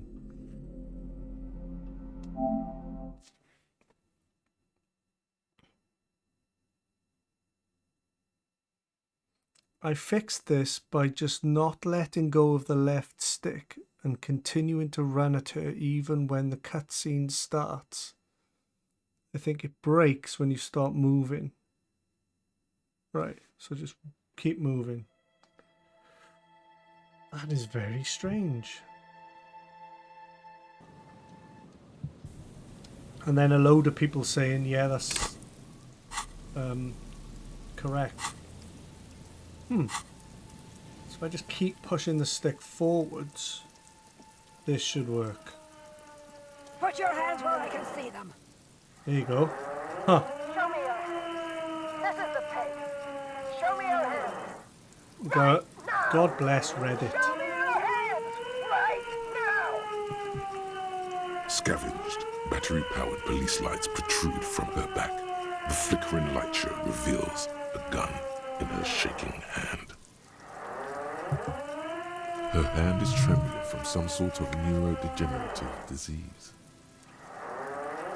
You shouldn't be here. Something's very wrong with her. She's completely out of control. Easy, Mom. Take it easy. Failure to comply. Suspect is displaying aggression. Officer, under duress. Officer, under duress. I am the police. Don't move. Don't move. Hands on your head. Suspect is also dangerous. I need you to calm down. I just want to talk. Lateral vascular necrosis. Carotid sleeper. Carotid sleeper. Critically reducing blood from passing through the neck of the suspect. You'll have to go for the gun sooner or later. Perhaps you can learn crucial facts before you do. Please identify yourself. You're not the police. I am the police. I am the law. It's the goddamn police, shitbag. Come to state. You're under arrest. As she waves her hands, you notice familiar-looking ampoules and packets sticking out of the mountain of police gear on her back. Medicine? or drugs. Oh, you want drugs? Confiscated contraband. Restricted access. 2 kilos missing. Eyewitness report compromised.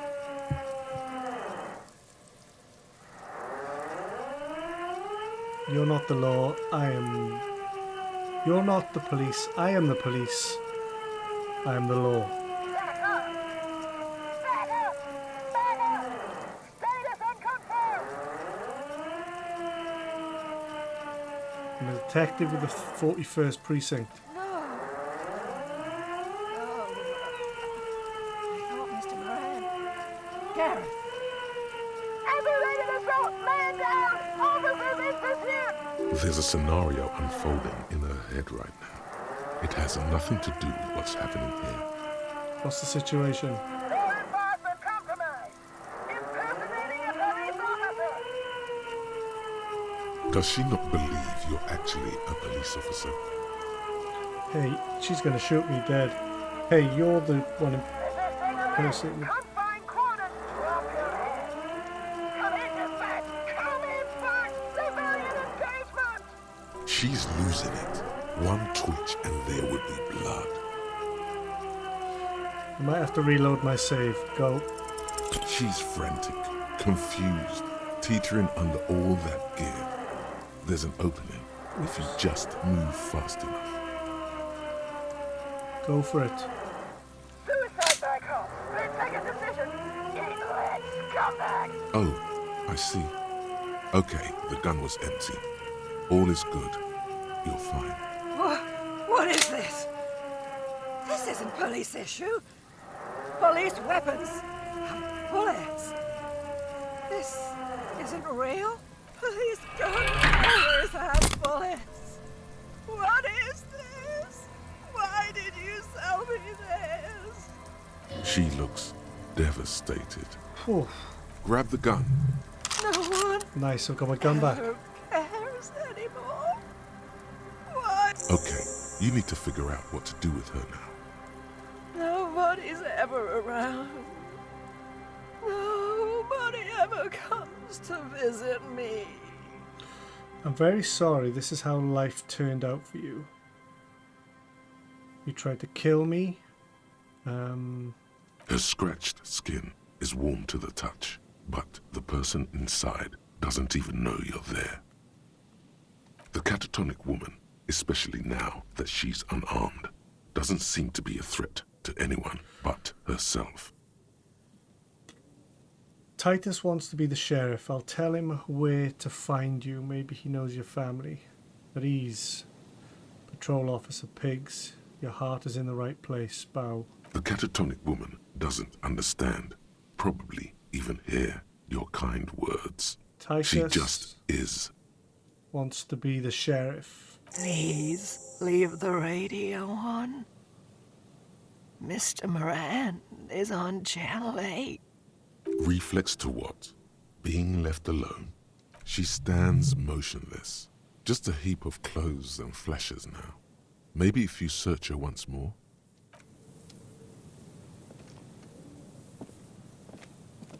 The woman stands slumped. She looks catatonic under her mountain of RCM paraphernalia. Is one of those things a police cap? There were narcotics in there too. You're thinking of taking them. Do. Confiscate the narcotics. You take the vial of Pyrrolidon and the bottle of speed as evidence, obviously. She didn't consume them. She didn't look high. She confiscated them, a little like you are doing now. Shake her shoulder. The old woman doesn't react to your touch. Pick up the RCM cap. She doesn't even flinch as you reach out and disentangle the familiar-looking lieutenant's cap from her mountain of RCM paraphernalia. Leave her be. Huh. Wow. Okay. Tools. My gun. Speed.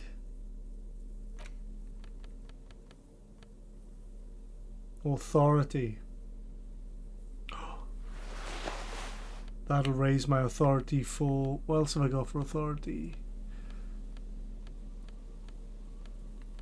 I'll raise my authority whilst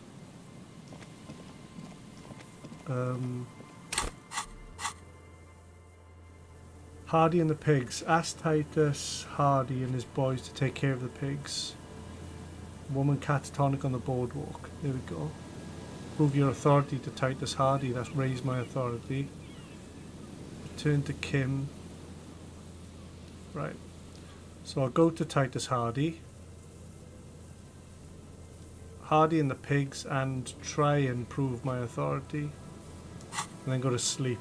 Meet Kim in the morning. There's a plan.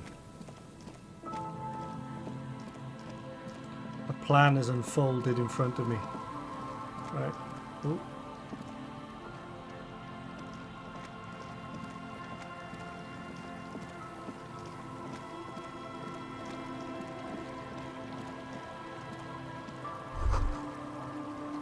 Wait.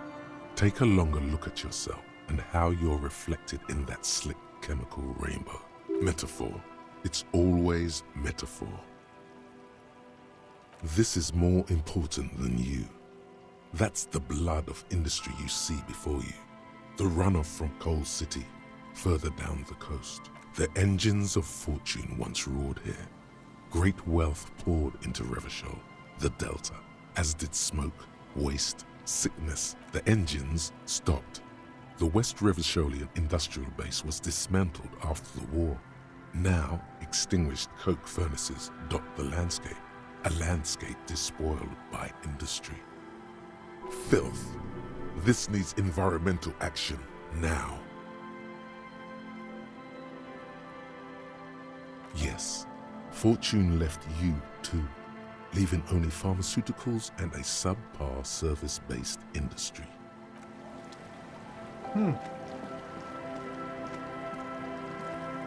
Is this the way back? Yep.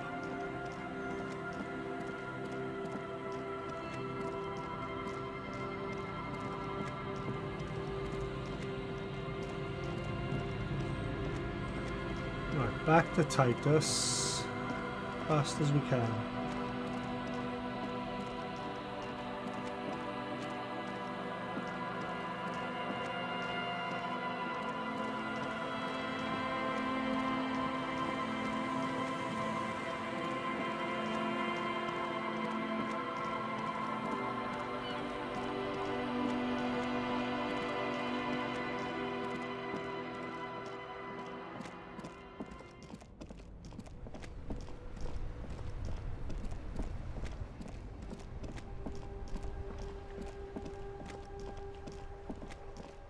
Right.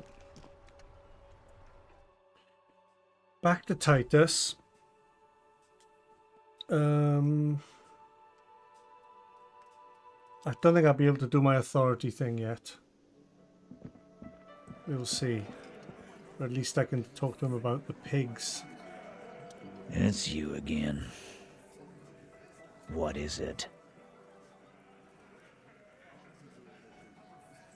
There's an old cat. Oh, it's locked. There's an old catatonic lady in the old fish market on the other side of the bay. She needs help. What's that, Copper? You want us to help little old ladies now? If you want to be a local law enforcer, these are the kind of things... These kind of things fall onto your shoulders. Yeah. We'll send someone out. Who? God. Poor lady. Don't worry. We'll handle this. I think she's got some family. Sorry, I was going to read it. Or something. Bastards left her alone when she got sick.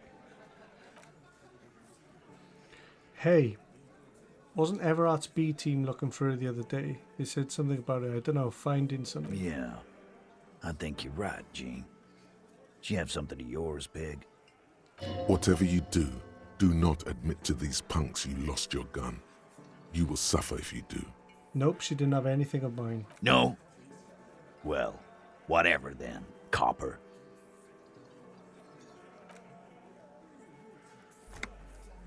They totally said what it was. I don't remember. I was fucking drunk. Let me know if you figure it out back there. Now, Anything else we can help you with? What's her name, her real Auntie name? LaPlante. We always call Auntie her. LaPlante. Something LaPlante. Marianne, amigo. Marianne LaPlante. Be anything else you wanted to know? Who was she? Was? Like before. Just an old lady. Her kids moved away years ago. Never come to visit. Never took her calls. She gets out every now and then.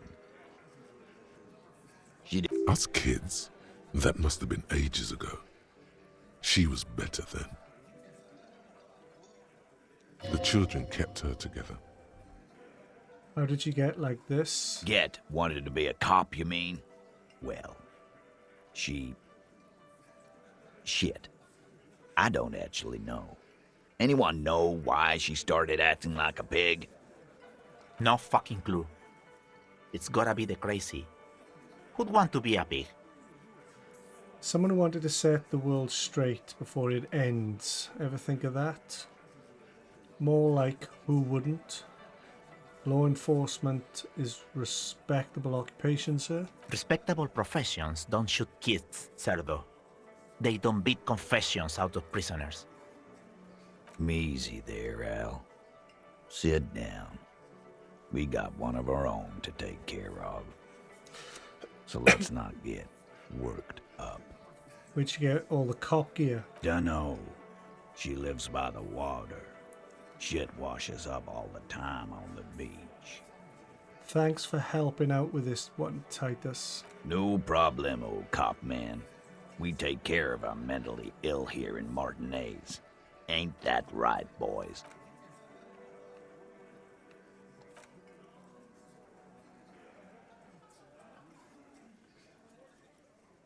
Okay. Wow. So someone's been a little boring. What? Yes, my standard liege.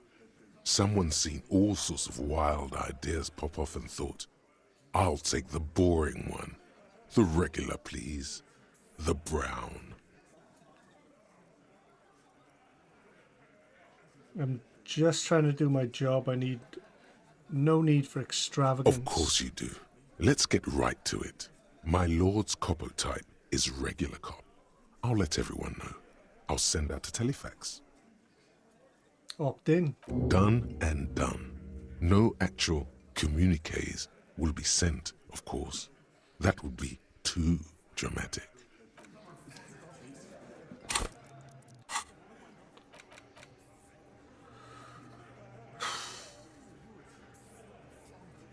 Ace's high is nearly done.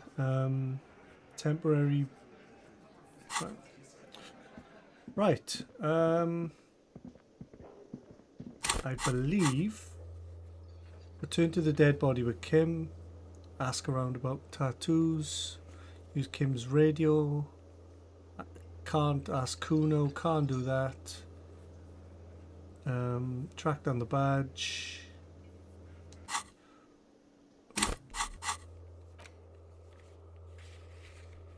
Right. To bed.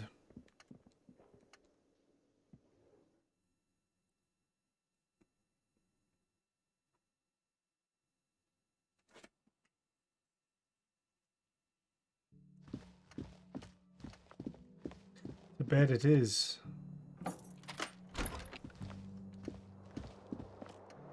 The bed is still cold from the broken window, and not too inviting. But it's yours. You've earned it. Right. It's not easy. End of day but your 3. bones are so tired from what feel like weeks of work on the case. You have to try. After what feels like hours, you feel you might be sleeping.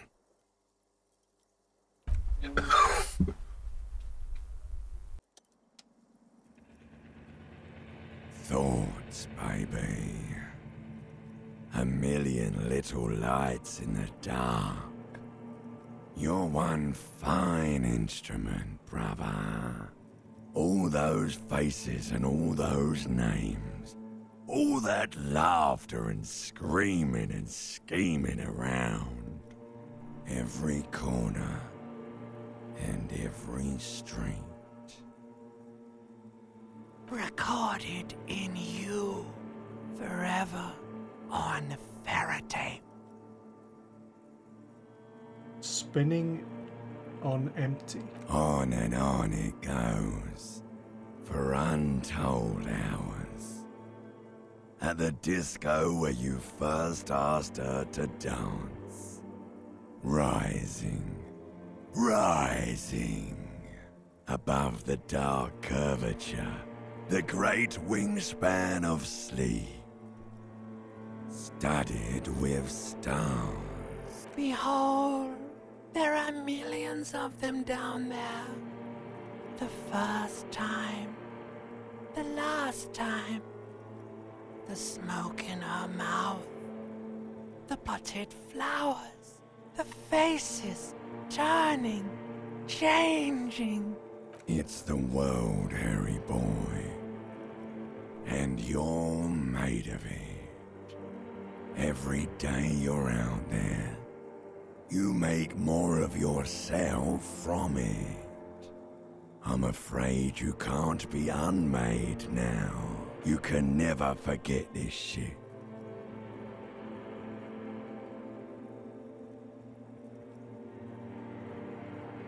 All stuck on loop, whirling, spitting out words and images. You're the son of the world again. Harrister, a ceaseless agent, picking up litter and old newspapers, collecting your little bubblegum wrappers and idiotic picture postcards. Reading your awful letters and recalling things, aren't you? The endless names of the world. An address book you are. The map of a city. That's right, I'm an agent of the world. But what if I want to be an agent of nothing? You'll go insane if you keep going like this. One more day, and you'll be in the loony bin. I just know you will. And for what, brother man? For the greater good. For Revachol, always and only Revachol. Solving your little crossword puzzles. Doing your tasks. Crossing names off your lists.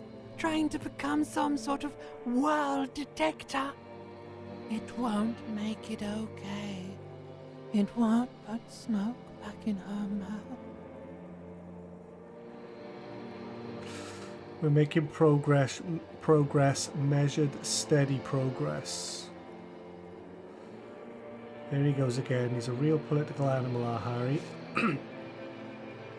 He still doesn't see that it's the world that's changing him.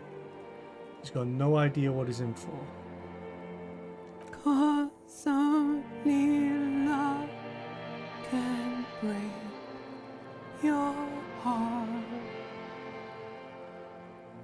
Beep, beep, beep. The alarm is ringing, Harry. The disco circus goes on and on. You barely slept 3 hours last night. You can do it. It's nothing. Do it for the city. Go. Do it for the wind. Do it for the picture puzzle. Put it all together. Solve the world. One conversation at a time. Open your eyes.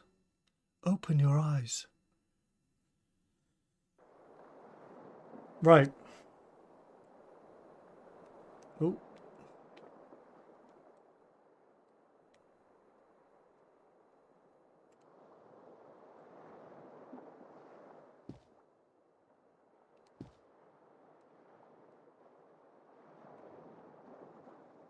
Hmm?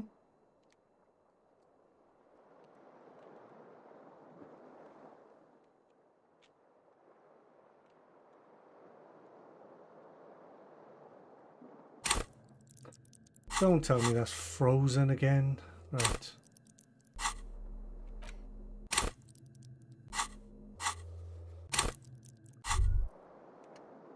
There you go. Aces high. For the rest of the world, the aces high is just a cool Revachol thing, politically neutral. In Revachol, it still holds revolutionary connotations. Also, have you looked at Lieutenant Kitsuragi's clothes? He wears a bomber jacket, just like the ones worn by aerostatic brigades, and those cargo pants could store tools for hotfixing your aerostatic. Maybe you should ask him about this. +1 empathy towards Kim Kitsuragi. +1 Esprit de Corps, the root of the RCM. There you go. Right.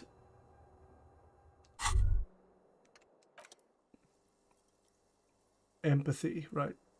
There's something been bothering me. What is it?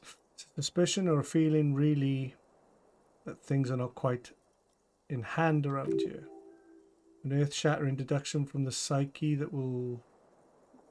What will those guys come up with next? I've been playing this for too long. I can't speak English.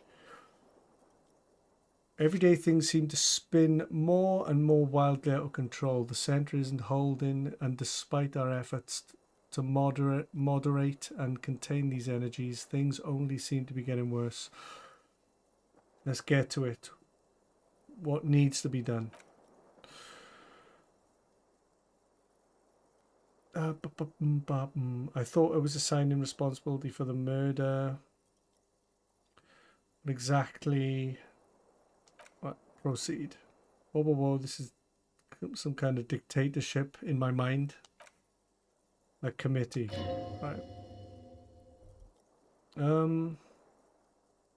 You don't need to... No stinky committee. You are the law. Do we really have time for all this? Right. Swift, decisive action. Mass executions. Half-light chipping in, always. But I'm the law. Can't I just do it myself?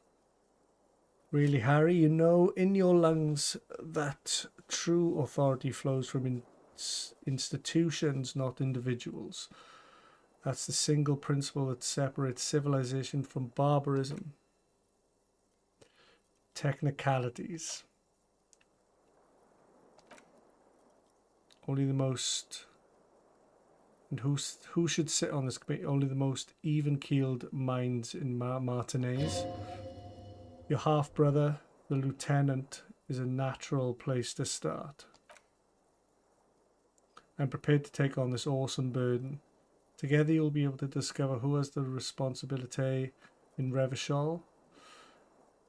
And if necessary, you'll have the wisdom and expertise to assign it amongst yourselves. Accept. Good luck. Your report is eagerly anticipated. Right. This is the start of day 4. Thursday. Kim might know where to start. Right, Kim is downstairs. He said he'd meet me at 7:30 or 7:37. There it is. I'm going to call it a day on that one. If you have been watching, thanks. This is all up on YouTube. My whole experience with this game so far. I believe I've played 20 hours, maybe.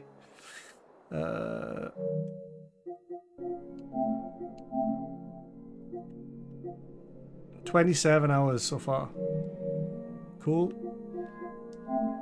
Thanks. Did I save that then? Yeah.